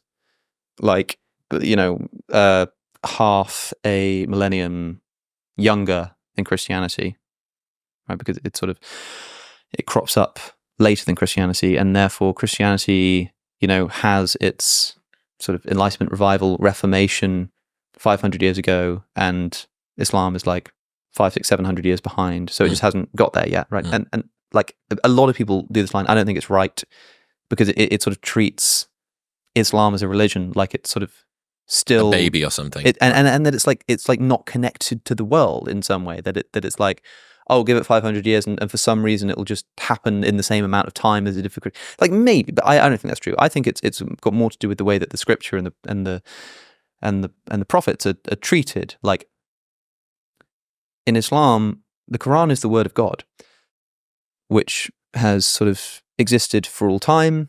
And the Quran you hold in your hands, the mushaf, the copy, the written copy is a copy of a message which is eternal, right? Which is the final word of God as well. Right? Quran means recitation, so it's just Muhammad receives, and Muhammad is illiterate. He can't read, he can't write, and God sort of speaks to him in a cave and says write or recite or something like to that effect. And Muhammad is sort of like, well, I'm illiterate, I can't do it, and he just commands him to do it anyway. And Muhammad is so sort of freaked out by this that I think, according to some reports, he considers suicide. He goes to like throw himself off a cliff, and then he goes home to his first wife, who is the first person to encourage him that he's actually heard the word of God and that he should submit to it. So she's known as like the first Muslim. She's the first person to sort of recognize the message and accept its truth. So this word of God comes to Muhammad and is at some point, at a later point, like written down, recorded, and there are various copies floating around. And then Caliph Uthman, he decides to put together a sort of an official codex, and this is where we get our Quran that we hold in our hands. But the actual message itself is eternal and comes directly from God. In Christianity, unless you're speaking to like a biblical fundamentalist, who are quite a relatively new and quite American phenomenon, they don't treat Scripture in the same way. Scripture is written by men, particularly the Gospels. I mean, the letters of Paul are letters written by a man to a bunch of churches to settle sort of theological and practical disputes. This isn't like the word of God, in the sense that this isn't like the exact words that you're reading in the Bible are the words that came out of the prophet's mouth that God, put into it's not the same thing. In Christianity, in Islam, the word becomes a book. In Christianity, the word becomes flesh and dwells among us. That's the opening of the Gospel of John. In the beginning was the Word, and the Word was with God, and the Word was God. And then later on, and the Word became flesh and dwelt among us. So you have the Word of God being Jesus. In Islam, the Word of God is the Quran. And so a lot of people think the Quran in Islam is what the Bible is in Christianity. I think that the Quran in Islam is what Jesus is in Christianity. And the Gospels are more like the Hadith literature in Islam, which are sort of these reports of the sayings and doings of Muhammad, which some are better attested than others. There's sort of dispute over which ones are sound, which ones aren't, but no one disputes the Quran. But some of the Hadiths, you could say, oh, well, this one maybe didn't happen, this one did happen, we're not really sure. But no one disputes the Quran. In the same way, in Christianity, with the Gospels, yeah, maybe they said this, maybe they said that, maybe that's a later interpolation, maybe that was wrong, maybe blah, blah, blah, but no one disputes Jesus.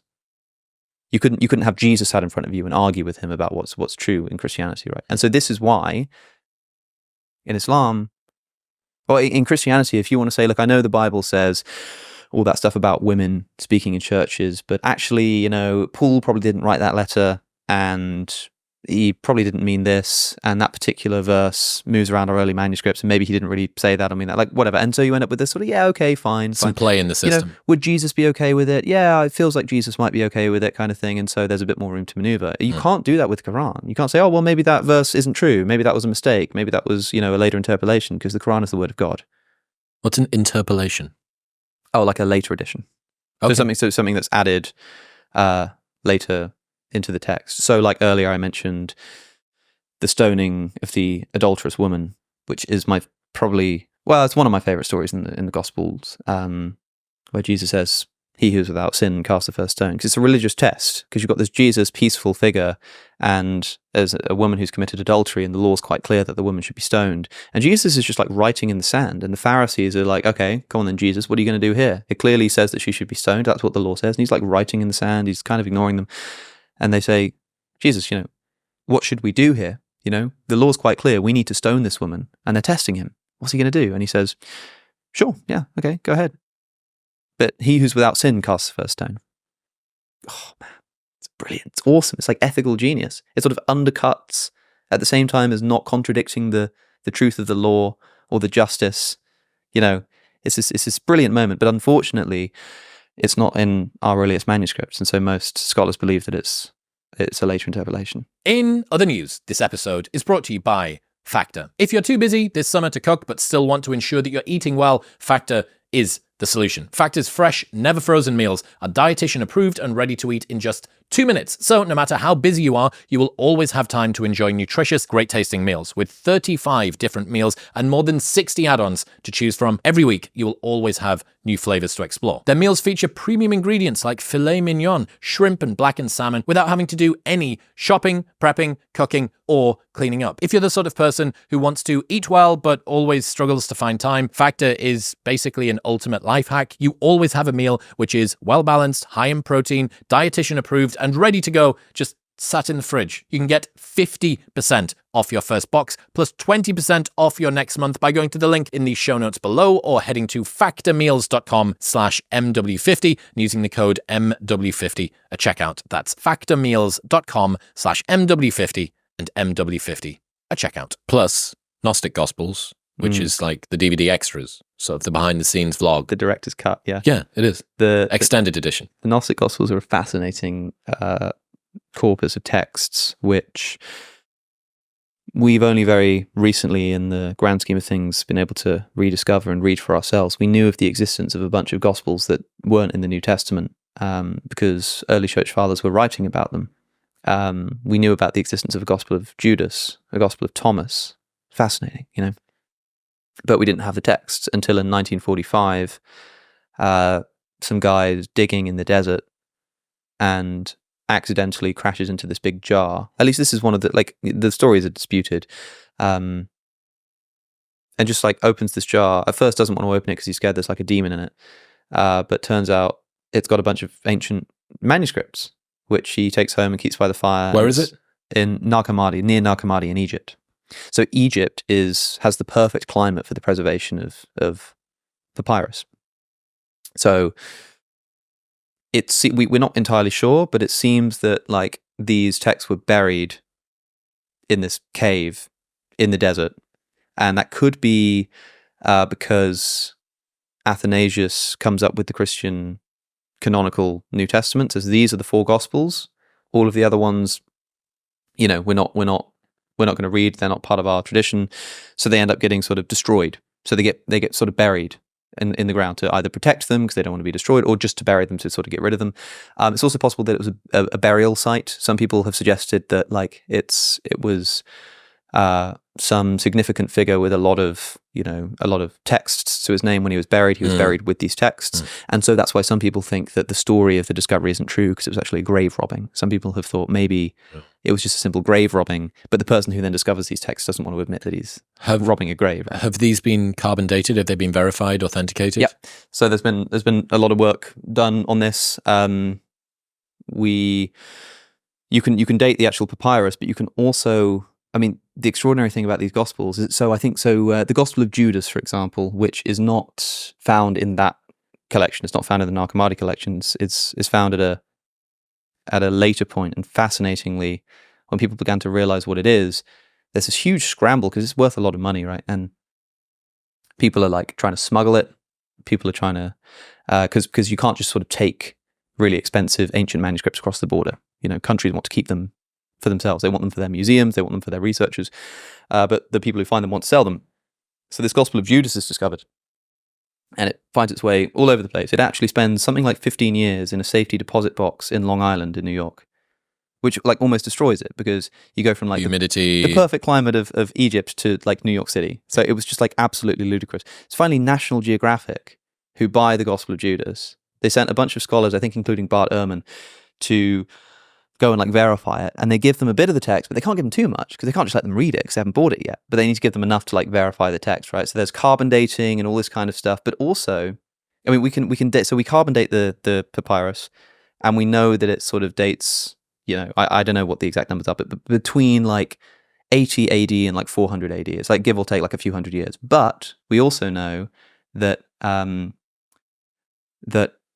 Irenaeus writes in Against Heresies about the Gospel of Judas.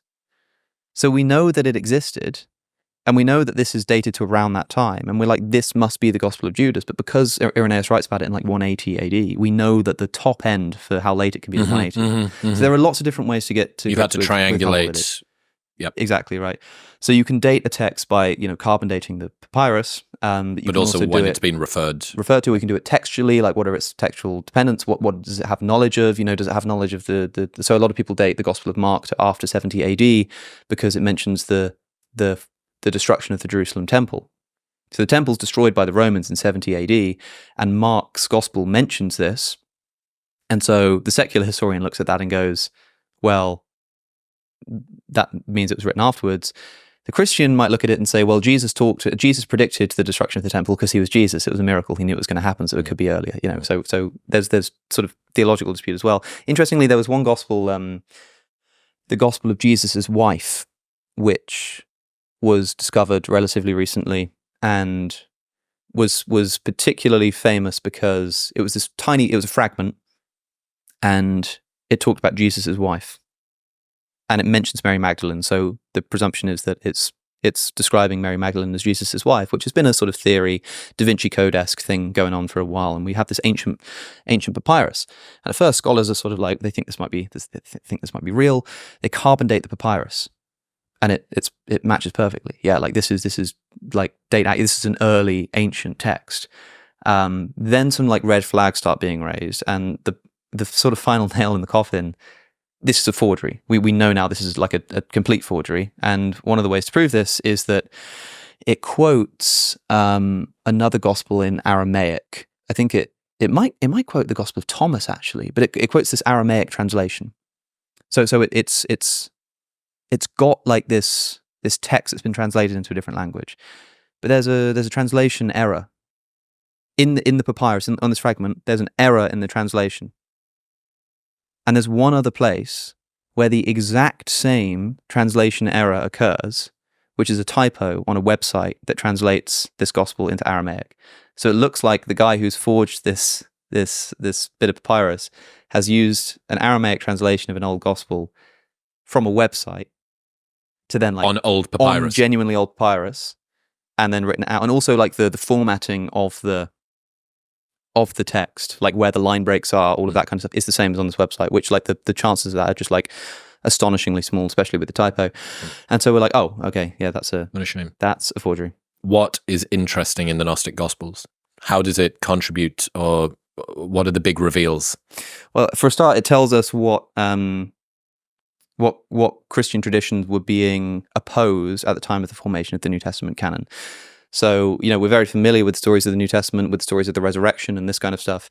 There are Gnostic Gospels which tell us all kinds of different things. So we know that there are communities who believe things, and we get to grips. We can read for the first time what early Christian communities believed that eventually got sort of condemned as heretical, but now from their own mouths. Because we knew that there are heretical sects that believe all kinds of different things, but we've only ever heard about them through the writing of their opposition. So Irenaeus' Against Heresies is this huge volume that writes about why all of these heretical beliefs are wrong. So, it tells us what people believe, but we're hearing it through a critic. Now we can read it through, from the horse's mouth, as it were. And so it's all kinds of stuff in there. Some of them are older, some of them are newer, some of them are obvious sort of fakes, some of them are a bit more like sort of interesting. The Gospel of Thomas might be the most famous because it's possibly quite old. I mean, scholars have dated it. Some scholars radically date it to like really early, like 80 AD, which is around the time that the canonical Gospels were being written. Some date it later, but it's still very early. It's like 2nd century AD, so pretty early.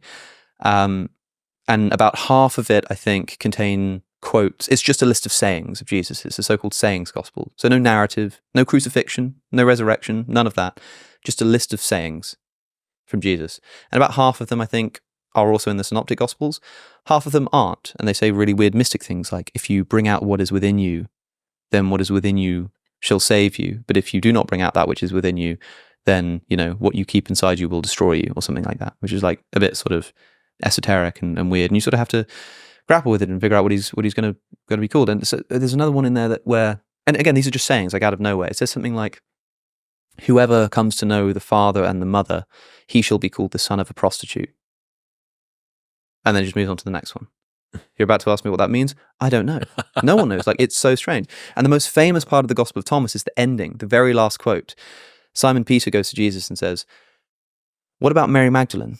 She should leave us because women are not worthy of life." Meaning, like, eternal life, Christian communion. Women aren't worthy of this, so Mary Magdalene should leave us. Now, you would expect Jesus here to say, no, Peter, women are perfectly, capable of inheriting eternal life. No, he says, "I will draw her close to me to make her a man so that she can enter the kingdom of God. For all women who make themselves into men will enter the kingdom of God."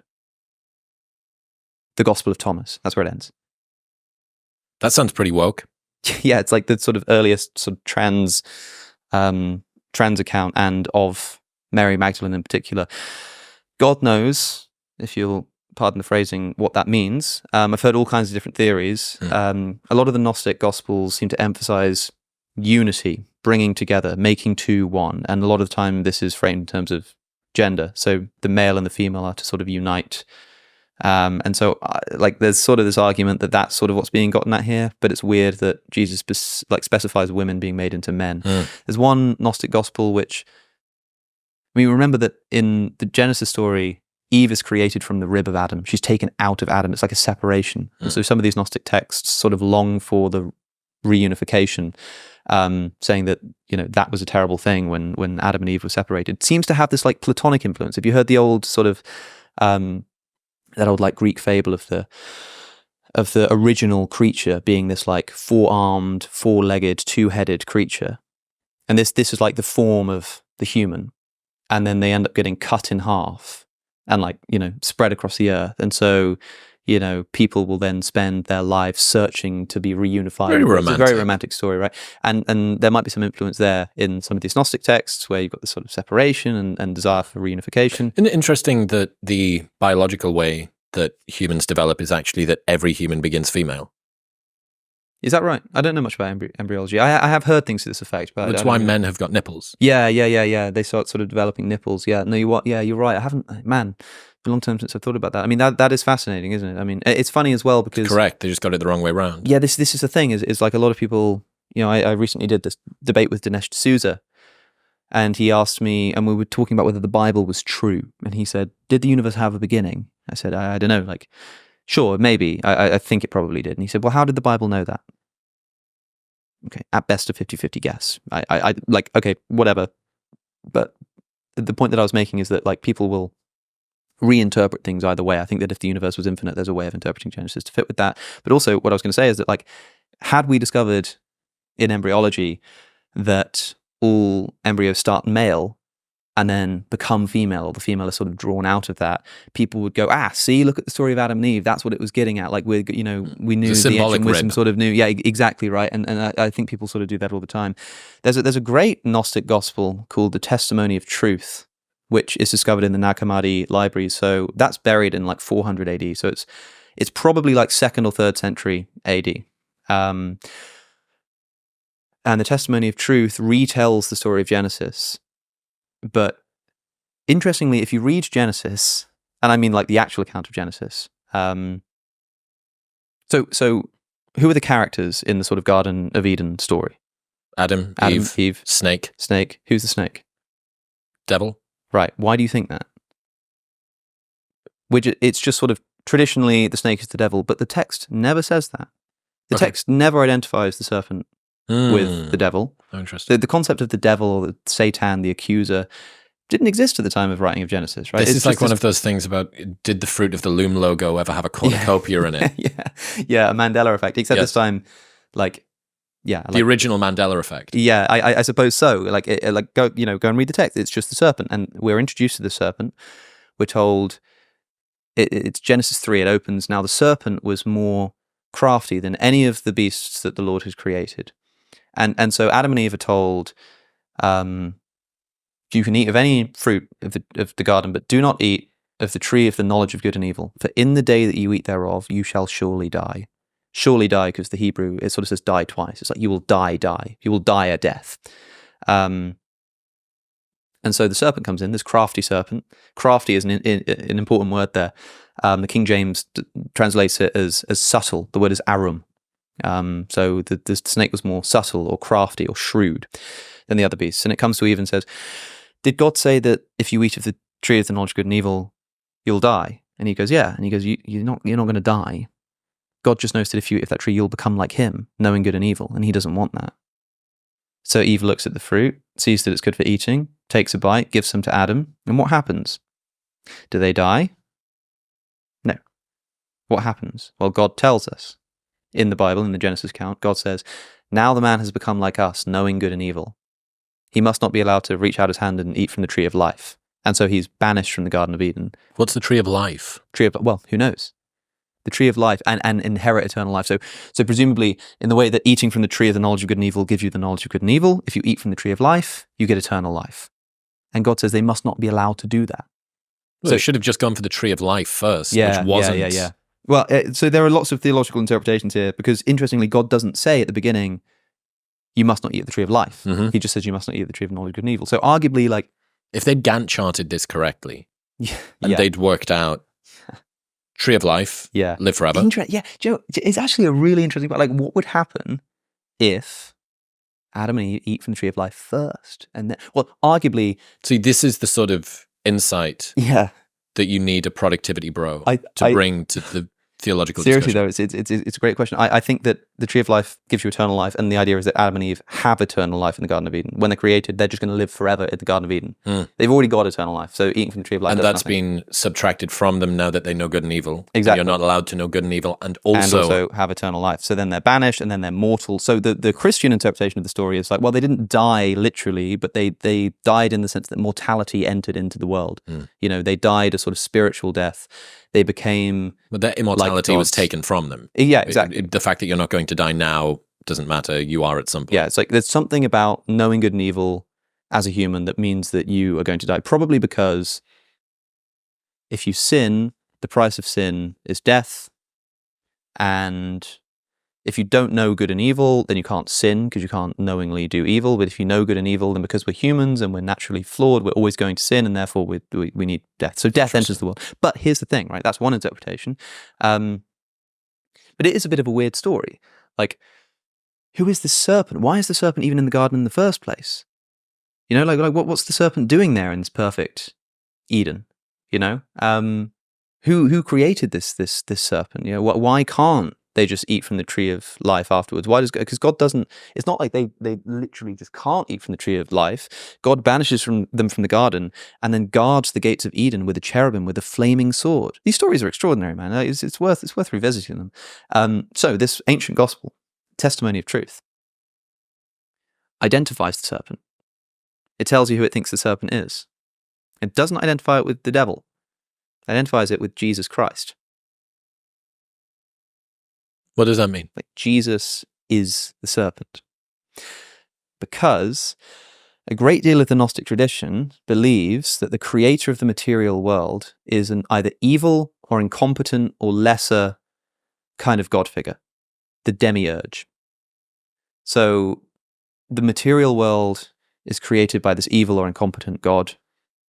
There are lots of different reasons to explain why that happened, but it's like not the Father that Jesus refers to. Jesus being like the true God comes down, and when Jesus says, you know, my Father in heaven, he's not talking about the creator of the material universe, because that's an evil demiurge. He's talking about the real sort of spiritual God. So the material stuff is bad and the spiritual stuff is good. There's so much to it, man. There's so much to it. But so the idea is that the God of the Garden of Eden, this Gnostic gospel, the testimony of truth, says, like, what God is this? What God is this that sort of lies to Adam and Eve, says that they're going to die, is a jealous God, a self-admittedly jealous God, doesn't want them to become like him. Now, why not become like gods? You know, he doesn't want it, he's jealous. And then the serpent comes in and tells them the truth, says, like, look, you're these like material creatures created by this God, but there's this like spiritual wisdom, there's this knowledge of good and evil that he doesn't want you to have because he's this evil God. Like, but I'm gonna give it to you. I'm telling you the truth here. And so this gospel thinks that Jesus is bringing wisdom there. Interestingly, that word arum, the Hebrew word that means shrewd or crafty or subtle, also is translated the same word throughout the whole of Proverbs as sensible or prudent.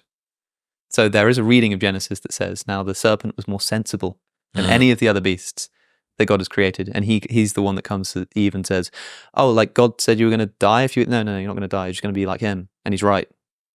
So this ancient Gnostic Gospel condemns this creator God of Genesis, identifies the serpent with Jesus, and says that Adam and Eve did the right thing by eating of the tree of the knowledge of good and evil. So there's one way that the Gnostic Gospels totally upend the traditional understanding of Christianity, and you can see why it's therefore condemned. So that's fascinating, and also this whole belief in the demiurge and the different. Also, to be clear, the word Gnostic, a lot of scholars reject it because Gnostics didn't call themselves Gnostics. What is Gnostic? Gnostic comes from the Greek word gnosis for knowledge, because a lot of these texts are unified by the fact that you're saved through knowledge. You're not saved through the things that you do, the way you behave. It's like you've got to have the right kind of knowledge. Whoever has, the Gospel of Thomas says, whoever discovers the correct interpretation of these words, shall enter the kingdom of God. It's about like getting... You made them more fucking literal. It's like getting but you can't. And in fact, in the canonical Gospels, the Gospel of Mark, you can read it, like there's this report that when Jesus was with the big crowds, he spoke in parables, so that they wouldn't understand properly. But when he got back to the disciples, he explained everything properly. There's this idea, even in the canonical Gospels, that there's like a public teaching of Jesus and a secret knowledge of Jesus. And so the Gospel of Thomas opens, these are the secret teachings of the living God. Oh, so this is the stuff that he said backstage. Which Didymus, Thomas, Judas wrote down. The Apostle Thomas wrote down. Whether Thomas actually wrote them, probably not. But...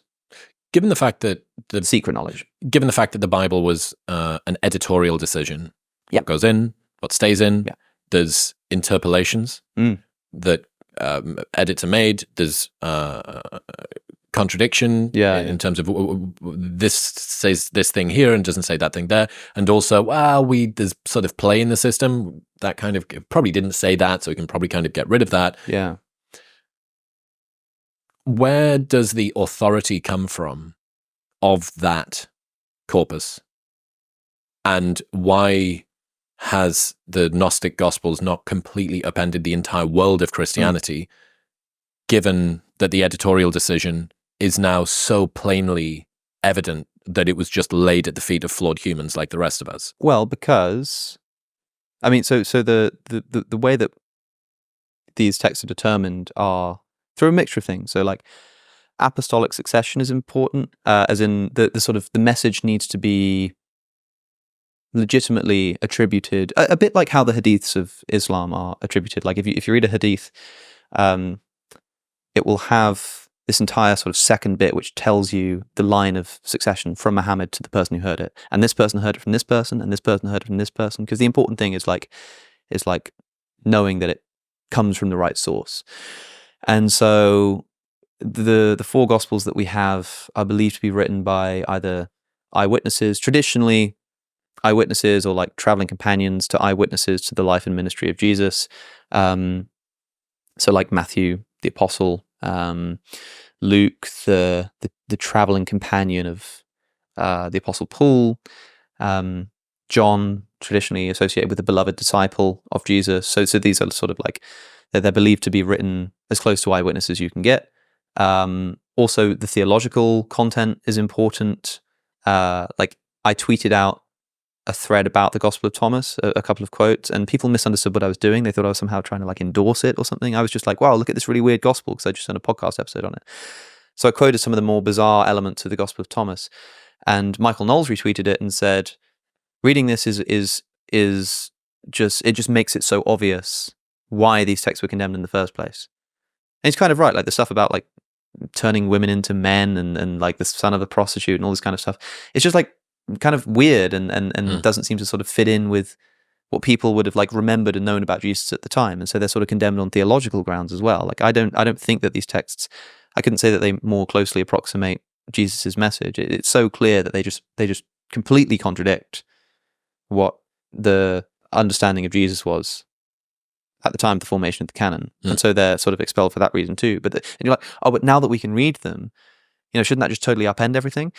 For a lot of Christians, it's actually done the exact opposite. Like I say, like the Michael Knowles thing, a lot of Christians are now reading these texts and going, oh yeah, I can oh, thank goodness, I can totally, because if we discovered the Gospel of Thomas and it was like this really close text that had like a sort of plausible, close ethic that was a bit different or something that just denied the virgin birth but sort of nothing else, it'd be really troublesome. Like, oh goodness. But because it's like so wacky and so out there, Christians are like, oh, thank goodness. You can get rid of it all. Because now it's obvious. Now it's totally obvious why it was condemned in the first place. Obvious. Yeah. The Gospel of Judas is a fascinating one. People can read this, right? The Gospel of Thomas, you can read it in like 20 minutes. The Gospel of Judas is much harder to read because it's just like really, really strange. But at the beginning, it's kind of like eerie. It's got that Da Vinci Code interest. The disciples are praying. They're sort of, Jesus sort of comes upon them praying and laughs at them. And they say, Lord, why are you laughing at me? You know, like, and he says, well, I'm not laughing at you, like, but by doing that, you praise your God, like your God, as if it's a different God. And then he pulls Judas aside and says, like, do you know where I've come from? And Judas goes, yeah, I know where you've come from. You've come from the realm of Barbelo, and I'm not fit to utter the name of the word of the one who sent you. Like, it's some like Dungeons and Dragons type like stuff, you know. It's like this fascinating, and this because the Gospel of Judas is very Gnostic. The realm of Barbelo is like this higher realm that Jesus has been sent from to save us from the sort of material creation. And when Jesus says you're worshipping your God, he's talking about the evil demiurge because they're sort of accidentally worshipping the wrong God. You know, it's I thought Christianity just had one God. Yeah, well, it does. But it seems like it kind of didn't always. But they wouldn't have the Gnostics wouldn't have referred to this. And again, Gnostics, too broad of a term. People who believed in the demiurgic creator wouldn't call that demiurgic creator like God. They call it like the material creator of the universe or something. God is still very much... Why didn't God create the universe? Huh? If that was the case, why didn't God, actual God, create the universe? There are lots of different ideas, and it sort of depends which text you read, but some people believe that there are these sort of lower deities who sort of try to recreate the spiritual realm to govern over, and it's sort of a subpar version. That's what the material world is. Some people think that the demiurge is like evil, and so creates the material world to like, you know, I don't know, like trap people, make them suffer or whatever. Some people think that it's the result of incompetence. The simulation hypothesis for theology. Yeah, basically. But the you know, the God of the and by the way, like I probably botching a lot of what I'm saying here. I've been learning a lot about this recently by speaking to people on my podcast, and you know, reading these texts and reading some of the literature around them. And hopefully, if I have botched anything too badly, people in the comments will be quick to correct me. They will. I hope that's the case. But I want to emphasize that, you know, like this is very difficult to pin down, and I'm no expert. But at least what I hope is getting across is that this is like fascinating. I mean, it is just incredible, because even if it is all obviously just like stupid and ridiculous, and the Gospel of Judas is written way later and obviously is false, it's still just fascinating that this text exists and was circulating, and was circulating with enough prominence that it was, you know, taken seriously by early church authorities enough to officially condemn them because they were sort of having enough influence. It's fascinating. One of the things that we haven't spoken about with this Christian revival has been a dearth of meaning in the modern world. I think so far, the way that you've spoken about it is sort of functionally. Like, what does it do? What can it give people as legitimacy in their pushback against encroaching secular liberalism and authoritarianism and the East and woke and all the rest of it? How much is this revival a response to a dearth of meaning in the modern world? Yeah, so that's the other thing which I should have mentioned earlier, because take Ayaan Hirsi Ali. Yeah, in her Unheard article, she talks about China and Russia and Islamism and whatnot. She does also mention nihilism, but if you not at me like it's, you know, it's because you rang me 4 or 5 years ago while I was in the gym, and one of the first things that you said was, try nihilism. Yeah. Like, what do you mean? I'm trying nihilism as a life philosophy. Yeah. Could try it on for size, man. How's that going? See if you're it like, fits. It's all right, I guess. Yeah, no. Yeah, very nihilist answer. Well, nihilism sort of is like, you don't really try on nihilism so much as you take off all the clothes and you're not wearing anything for a while. It's quite a strange phenomenon. And yeah, I don't know I don't remember saying that to you. I don't remember where I was in my life or how tongue-in-cheek I was being. But, it's worth really... You were very vegan at the time, which may have been going hand in hand. It's worth really, taking it seriously, though. What does it mean to live these philosophies? It's not something to just mess around with. It's not like, oh, I like this Christianity stuff. Yeah, sure. What does it mean to actually be a Christian? It's not something that you can just, sort of... If you really want to be a Christian, you can't just be like, oh, yeah, cool, I'm sort of on that team. Yeah, whatever. No, it's you have to sort of radically change the way you look at the world. You have to turn the other cheek. Do you have to do that? Why can't I just do it the same way as I do with James Clear's Atomic Habits? James Clear's Atomic Habits has got 4 steps to embedding a habit. I often miss the 4th one. Oh, sure. Yeah, it's okay if you miss it. You don't... Okay, maybe I misspoke. You don't have to do it, but you have to sort of try to do it. You have to be motivated to do it. You have to give up so much of the way you approach the world. You have to adopt a radical forgiveness. You have to... you sacrifice your ability to... if somebody mistreats you at a bar or whatever, to be like, oh, that guy's a dick. No, you can't think that. That's not a very Christian thought. You've got to be forgiving. Unless they're trying to teach gender ideology in schools. Yeah, but this is the thing. What's the Christian response to that? Well, Jesus had there were times where Jesus was angry, famously sort of flips the tables at the temple, because they've sort of turned the temple into a market and they're selling things, and he thinks this is inappropriate. So he displays anger. But generally speaking, when it comes to theological disputes, he'll know what's correct. He'll tell you what's correct, but he won't do it in a particularly vicious way. Except the one thing he really hated was religious hypocrites. So a lot of his most stinging critiques were for the Pharisees, who sort of claimed to be these religious authorities, but were acting pretty poorly. How prophetic. Yeah, well, yeah. This is everybody. Yeah, that seems to be the idea that sort of everyone hates a hypocrite. That's the thing that Jesus did have, seeming like vitriol for a lot of these people. Called them a brood of vipers and this kind of stuff. So Jesus does do that every now and again. But if you've got teachers teaching gender ideology, even if the Christian thinks this isn't very Christ-like, this isn't true, I think the sort of approach of anger and I don't know, condemnation, let's say, of the person may or may not be Christian, depending on how it's done. But when you said a second ago, yeah, I know you were sort of joking, unless it's this, but that's part of it. You point out that oh, well, here's a place where everyone makes an exception. Well, part of the struggle of being a Christian is trying to retain that element of that essence of forgiveness and compassion and charity, even at the times that are most trying. I think C.S. Lewis said, I forgive the unforgivable in others because God has forgiven the unforgivable in me,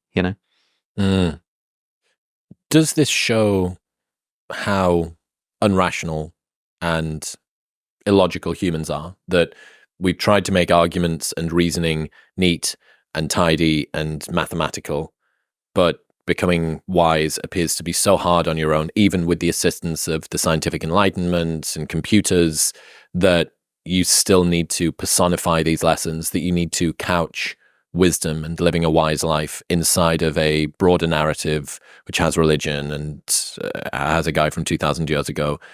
Is it a case that people are saying, we've tried it the modern way, we've tried to live a life that is determined by, I know the weather tomorrow in Venezuela, I can Uber Eats things to my house, and look at how fucking miserable I am. Yeah.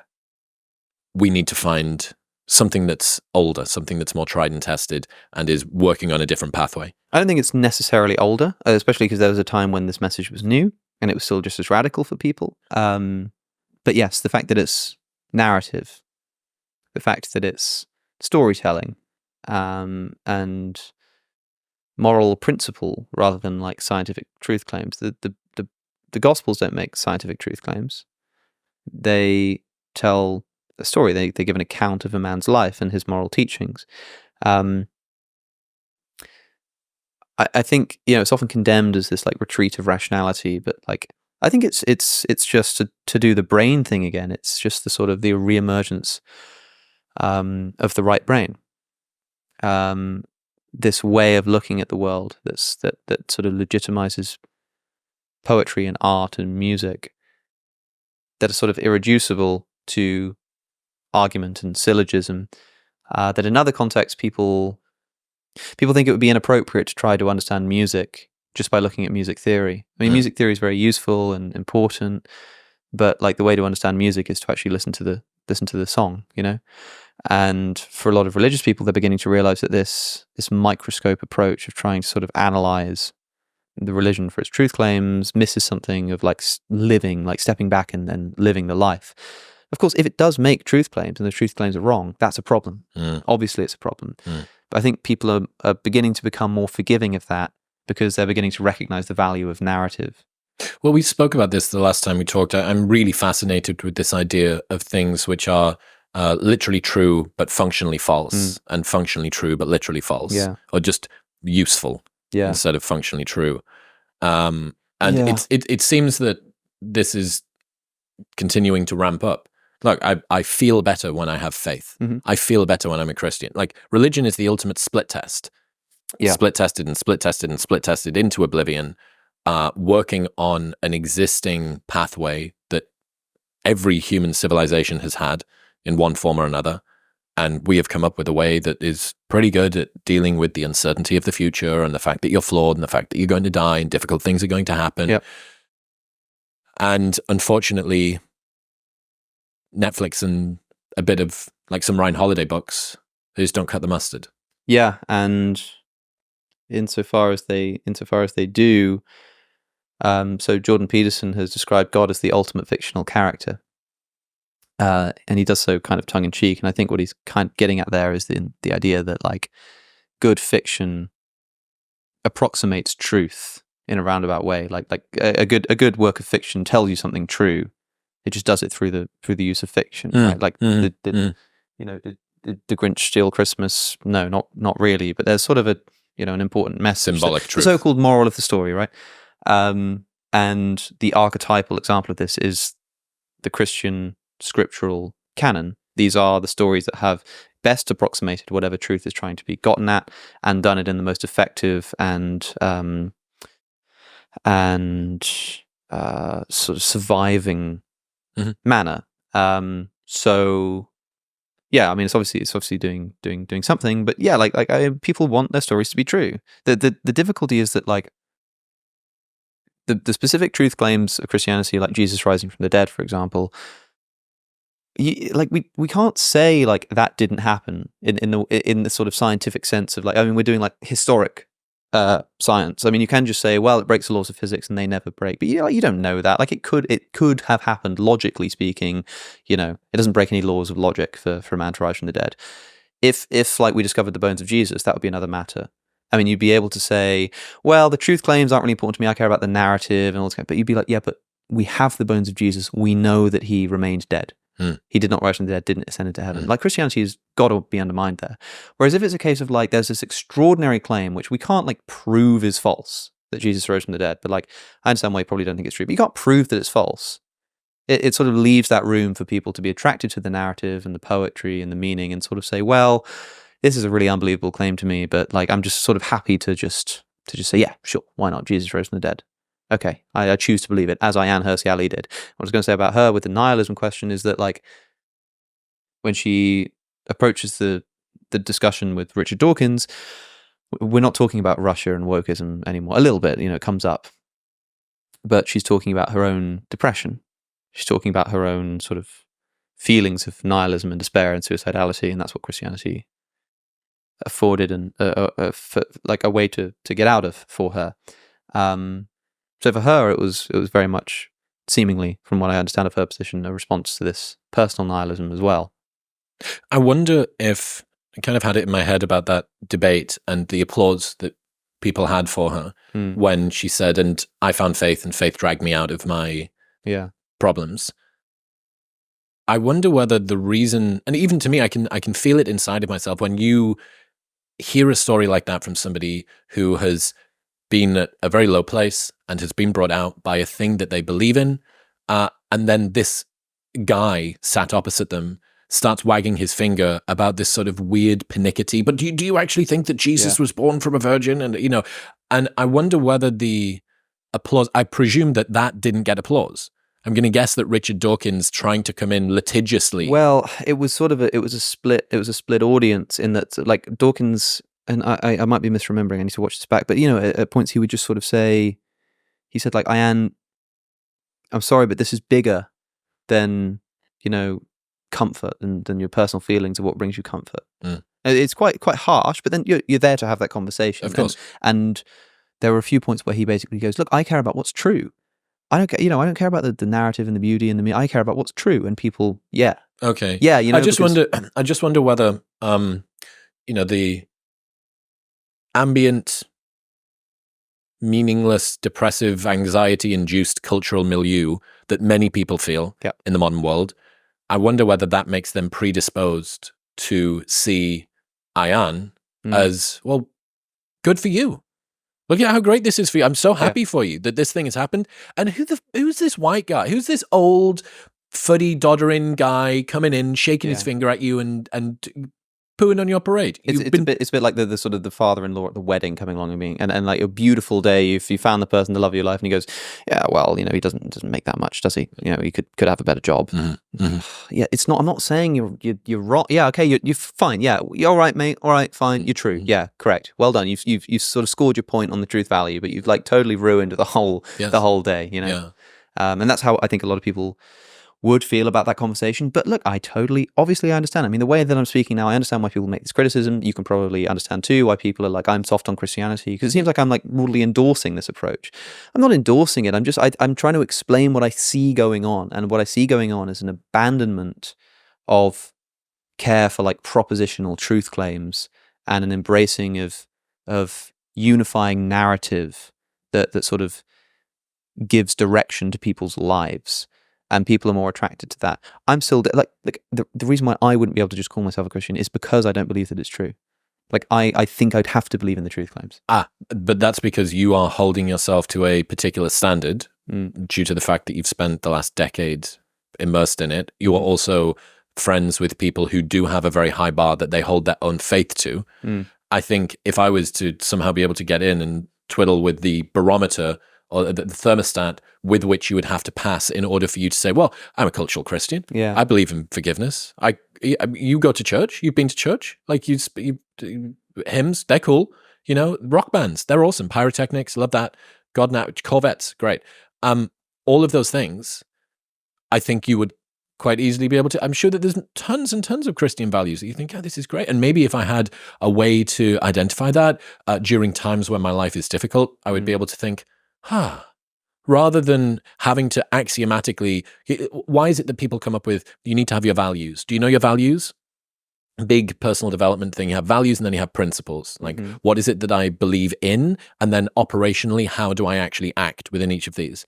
If that's not someone just recreating their own religion on the back end of some personal development book, I don't know what is, you wouldn't need to do that. You don't need to come up with it from first principles because you have your operating manual that's there. It doesn't matter about believing in the thing. The problem that you have, as far as I can see, is that your criteria, your level of certainty and the depth of certainty as well, that level of conviction is greater than it is for some people who are able to bifurcate out their belief in the tree versus the tastiness and usefulness of the fruit.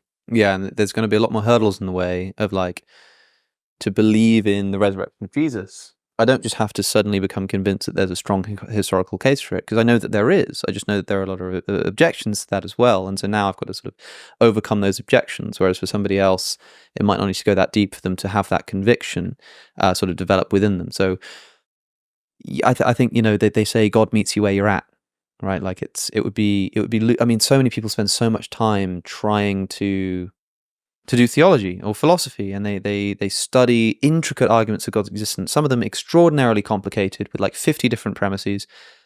And there's part of you which wants to say, well, if that's what leads you to God, that itself seems like an argument against God's existence. Like, oh yeah, so you can come to know God, but only if you're smart enough and have enough time to read through this 50 premise argument that finally concludes. Yeah, that'll do it for you. That doesn't seem like the way that things would be designed. But maybe it's the case that for those who want to go digging in that depth, they'll find God there. But for those who don't, they'll find God somewhere else, such as in, it does meet you where you're at, the pretty waterfall, or in the sort of escape from nihilism. So there's that idea that like wherever you look, you'll end up finding God. How much do you think this Christian revival is downstream from Jordan Peterson? Is there a first mover of the Christian revival? Hard to say. I don't know about, because Peterson's religious convictions, Bona fides. they're so vague and so non-committal that I think it would be difficult to attribute a lot of it to him. Although his like friendliness to Christianity and the sort of biblical series that he does, and he must have inspired so many people to revisit the biblical stories, especially Exodus and Genesis, Cain and Abel. Everybody's heard of Cain and Abel now. I wonder if that was the case, 5-10 years ago, before Jordan Peterson started talking about it in every single podcast he ever does. So that's cool, but I don't know if he sort of inspired this movement. I think in the UK, Tom Holland has a lot to do with it. Even if a lot of people haven't read Tom Holland, the people who they listen to have. You know what I mean? So like the actual sort of genesis of the thought might be in that Dominion thesis that seeps its way into a lot of other how many times thinkers. have we heard the term Judeo-Christian values? Yeah. It's a strange phenomenon. I mean, what are Judeo-Christian values? I mean, like, flip open the Old Testament to almost any page and tell me what you find. And tell me if you think that accords with what people would proudly assert as Judeo-Christian values of today. They seem to contradict each other. Who else is perpetuating this wave of Christian revival? It depends what you mean. So the people I mentioned earlier, the Constantine Kissons, Douglas Murrays, they're perpetuating it in the sense that they'll, I don't know if Douglas Murray would use the term cultural Christian, but say Richard Dawkins and Constantine Kisson, two guys who will both say, I don't believe it's true, but I'm a cultural Christian. So they're just asserting the value of like Christian architecture, ethic, whatever it is, aesthetic, which for me is of course the same thing as ethic, really. But then on the sort of like belief front, someone like Ayaan Hirsi Ali is a big player because she's a huge conversion story of someone who actually now believes in God. Russell Brand, maybe. I'm sure, like, even if you don't listen to him, he's famous enough that the fact that he's converted is like news. I don't know. Have there been any other sort of famous conversions recently that I'm missing out? There must have. Because also you can dispute whether this Christian revival thing is happening at all. Like maybe it's just like a bunch of wishful thinking. Maybe it's just a bunch of people getting excited because one or two people have converted to Christianity again. Like who knows? It would be interesting. I wonder when the next census comes out or whatever GSS data, if we're going to see some mild Christian light thing coming about. Maybe you would be able to see this in maybe people won't even identify as Christian, but fewer will identify as atheist or agnostic or of no belief. The last census showed, for the first time, less than 50% of the population called themselves Christian. Where? In England. Right. Yeah. Okay. So the big sort of every 10-year census. So when was this? Do you know? This was no, I can't remember. I think it's 2021, maybe. So right, recently. Yeah, so like recently, like 2015 or something. Yeah, they do it. Yeah, something like that. And so we'll have to wait for the next one. But it's been steadily declining. Christianity has been going down. And so if you look at any of the statistics, the projections are like, what the hell are you talking about? Christian revival? Literally, the church is being absolutely decimated. No one is showing up for church attendance. People are calling themselves Christians. It's on the down low. Islam is growing, atheism is growing. All of this kind of stuff. Christianity is completely depleted. And yet, there's sort of people who are just like, yeah, but I can like feel it in the air, man. Like there's just something happening. And so like maybe at the next census we'll see that the rate of decline slows down, maybe it reverses a bit, maybe it holds still, and that itself would actually be quite significant.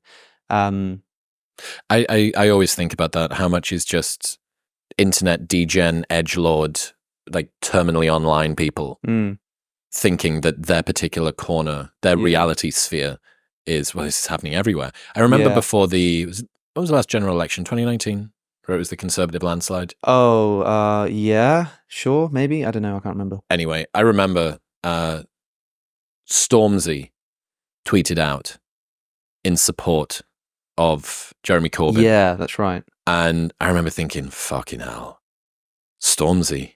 I mean, and look at how many retweets it's got. That's Stormzy. And then Amber, that won Love Island, tweeted out as well. And I thought, oh my God, like, all of the polls are wrong. It's not going to happen. Not going to happen. And then you realize that the internet is not the real world. Yeah. Well, it's the same thing with Brexit and the election of Donald Trump. I remember when Donald Trump got elected, I must have been 16 or something, and I just remember waking up and just being like, surely not, because everybody is, and it's the same thing with Brexit. Like it was like, that's why people are like kind of suspicious of polls now, because like everybody was predicting that this wasn't going to happen, because and you felt it in the air. You like everyone you speak to, literally everyone you spoke to was like, oh, Brexit is this nonsense, so ridiculous, racist, not, and then it actually wins, and you're like, oh, right, okay, because people have their little bubbles, and I wonder how much of this like Christian revival thing is that. I mean, Christian revival, like seriously, to the extent that like, okay, it's different in America, but in the UK, if you just pulled someone up on the street, if you went to a pub and say, hey man, have you been feeling this Christian revival? They're like, what the hell are you talking about? Yeah. I mean, if you ask them, hey, like the right-wing revival that's happening in the UK, they'd be like, yeah, man, it's crazy. You've seen how Reform UK has come out of nowhere and just like started dominating the polls. If you ask them about Christian revival, no. The fact that it doesn't have the cultural force, it might be exemplified in the fact that the sort of new right-wing up-and-comer, Reform UK, who are doing everything they can to try to take the traditional right from, who are now disaffected with the Conservative Party and bring them over to them. They haven't tried to use Christianity as a tool to do that. They haven't mentioned it. Again, even though something close to 50% of England claims to be Christian, you would think, and presumably the 50% who claim to be Christian are probably more right-leaning. I don't know that for sure, but it's possible. If that's the case, why wouldn't Nigel Farage be like, yeah, we're a Christian party, we believe in Christian principles and Christian values? There you go. Immediately got 48% of England. Yeah, because it doesn't work like that, because there isn't actually this like upsurge in Christian conviction that's happening in the country. Maybe we're beginning to see I think Justin Brierley's idea is that we're beginning to see it sort of in the intellectual space. Some of the important thought leaders are beginning to consider Christianity, and it's sort of in its infancy. And what's going to happen is those guys, a bit like the Tom Holland thing, where somebody changes their mind and then enough people listen to them and it sort of seeps down. And then eventually we might see something like the general population becoming more Christian, but it's not happening yet in my view. A good example of this, I think, would be Mary Eberstadt, Louise Perry, Mary Harrington, Freya India, Nina Power, Helen Lewis in some parts too, pushing back against the sexual revolution. And that was kind of, if you'd said that 10 years ago, you'd have been like, what the fuck do you mean? Yeah. The sexual revolution was bad for women. Yeah. What are you talking about? Whereas now you start to see this more and more in normal press. There is literally a thing called being peri-pilled. Right. I understand the case against the sexual revolution and I broadly agree with it. That was precisely the same thing. Yeah. Terminally online, degen, edgelord internet people shitposting their way through Twitter and Substack to slowly actually get to, I think, and it would not surprise me if in 10 years' time that's the sort of thing that our parents would bring up. Where it's like, oh yeah, yes, I've been reading a little bit. There's an article in the Times about whatever. You go like, that's the same as birth rate decline. I think, George, a guy that we've been hanging out with all week, has got this great question where he says, what is currently ignored by the media but will be studied by historians? Brilliant, yeah. And I suppose you would say birth rates. Birth rate decline, I think. Impact of hormonal birth control would be another one. Sure. I think embryo selection and the sort of onslaught, the coming, I would have said AI 2018, 2017, but now it's... media's got a hold of it. Yeah. What would you say to that question? I was just trying to think about that. Ignored by the media, but will be studied by historians. I don't know. I think birth rates is not a bad option, especially with how quickly that will presumably like change demographics. Like in the UK, for example, a lot of people sort of celebrate the growth of Islam. And there's this big debate where the debate usually goes, but look how successful we are. And then it's like, but that's not because you're converting people, that's because you're having more kids. They are also converting people, but they're also just having more kids. And so, like people, I would imagine that will be something that will be of sort of fascination as to why that happened. Would you say the changing demographics of the UK would be one? Yeah, sure, but then that is in the media. Maybe not maybe not like a ton, but people talk about it. It comes up. Usually in the sense of like alarmism, usually in the sense of like, I saw a thing today on Twitter of somebody sort of going around interviewing like Reform UK candidates and them just sort of saying, we need to take our country back. and the sort of the clever journalists being like, from who? Well, you know, the and it's that typical street interview style thing where they don't know what they're saying, and they sort of say, you know, because we'll be in the minority, you know, soon, you know, whatever, and the journalist doesn't deny it or whatever, just sort of it's like there, like people are talking about it, but there's sort of gonzo style journalism that side eyes at the thing. But usually it's in the sense of sort of like, you know, get a load of these guys, but you know, it's there, like the presence of the fact that people think about that is like in the media, whereas like the birth rate thing, like I think if I didn't know you, I wouldn't even like think of it as I wouldn't even like be aware of it as like a concept, right? Even as something to then like condemn as alarmism or whatever. Like you wouldn't even know it's a thing. Stephen J. Shaw, the original dude that I brought on a year ago, is, as far as I'm aware, the best demographer in the world at this.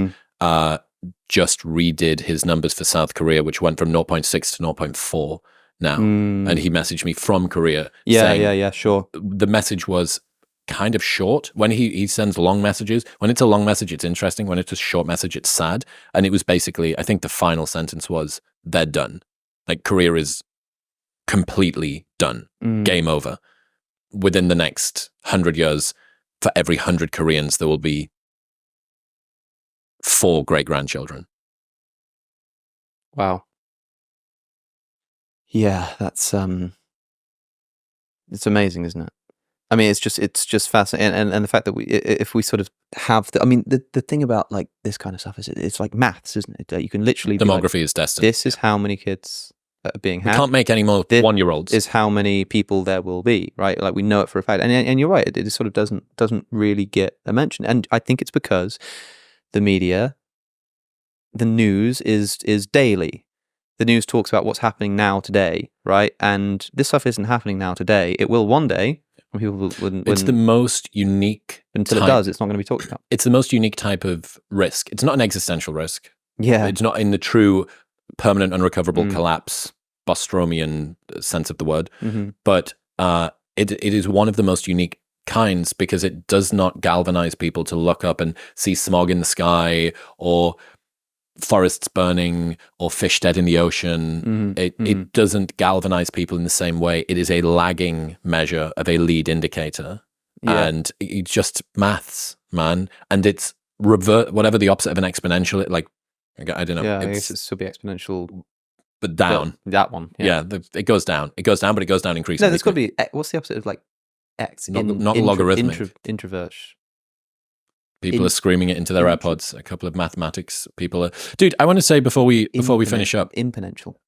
It's an imponential. Yeah. Like an innie rather than an outie. Yeah. Exactly. I think that you're perfectly positioned at the moment, regardless of how large the breakout of the Christian revival thing is, regardless of how much a threat of rising Islamic population is in the UK and the US. I think that you're really interestingly positioned. I've said this to you before, but I think that you're really interestingly positioned to blend a few different areas that I don't think many people can. So I'm like genuinely excited to see what happens next few years. I think that there's like just so much cool stuff, and I love your stuff. I love watching your videos. So I'm really excited to see what you do. Thanks, man. I'm a fan too, as you know. Yeah, it's exciting to see that potentially, at least, you know, the discussion of Christianity is going to be like back on the table again, because I love looking at Christianity, studying Christianity, looking at the Bible and biblical scholarship and all that kind of stuff. It's really fascinating, but it's not very like employable.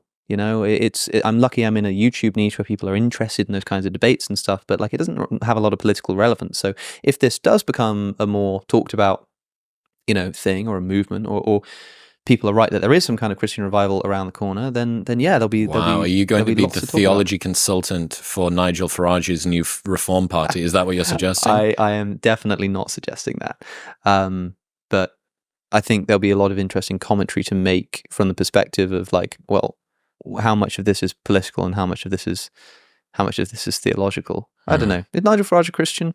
Does he claim to be a Christian? Wouldn't surprise me if he does. But yeah, like we said earlier, the fact that we don't even know tells us everything we need to know about Americans the UK right. Spitting their Gatorade out. Alex O'Connor, ladies and gentlemen, where should people go? Keep up to date with all of the things that you do. They should go to church. They should go to the gym. They should go to the library. Oh, they'll find you in the gym all the time. Yeah, and they'll probably find me in church every now and again as well. I'm one of those sort of Philip Larkin-esque church. Oh, you're like a cultural fitness enthusiast. Yeah, I'm a cultural gym bro. Yeah. I don't actually believe in any of it, but I sort of partake every so often. I drink a protein shake. Oh, you're gym adjacent. Yeah, I'm gym adjacent. I'm gonna start saying that. That's going in my again. It's the Twitter bio every single time. It just grows and grows and grows.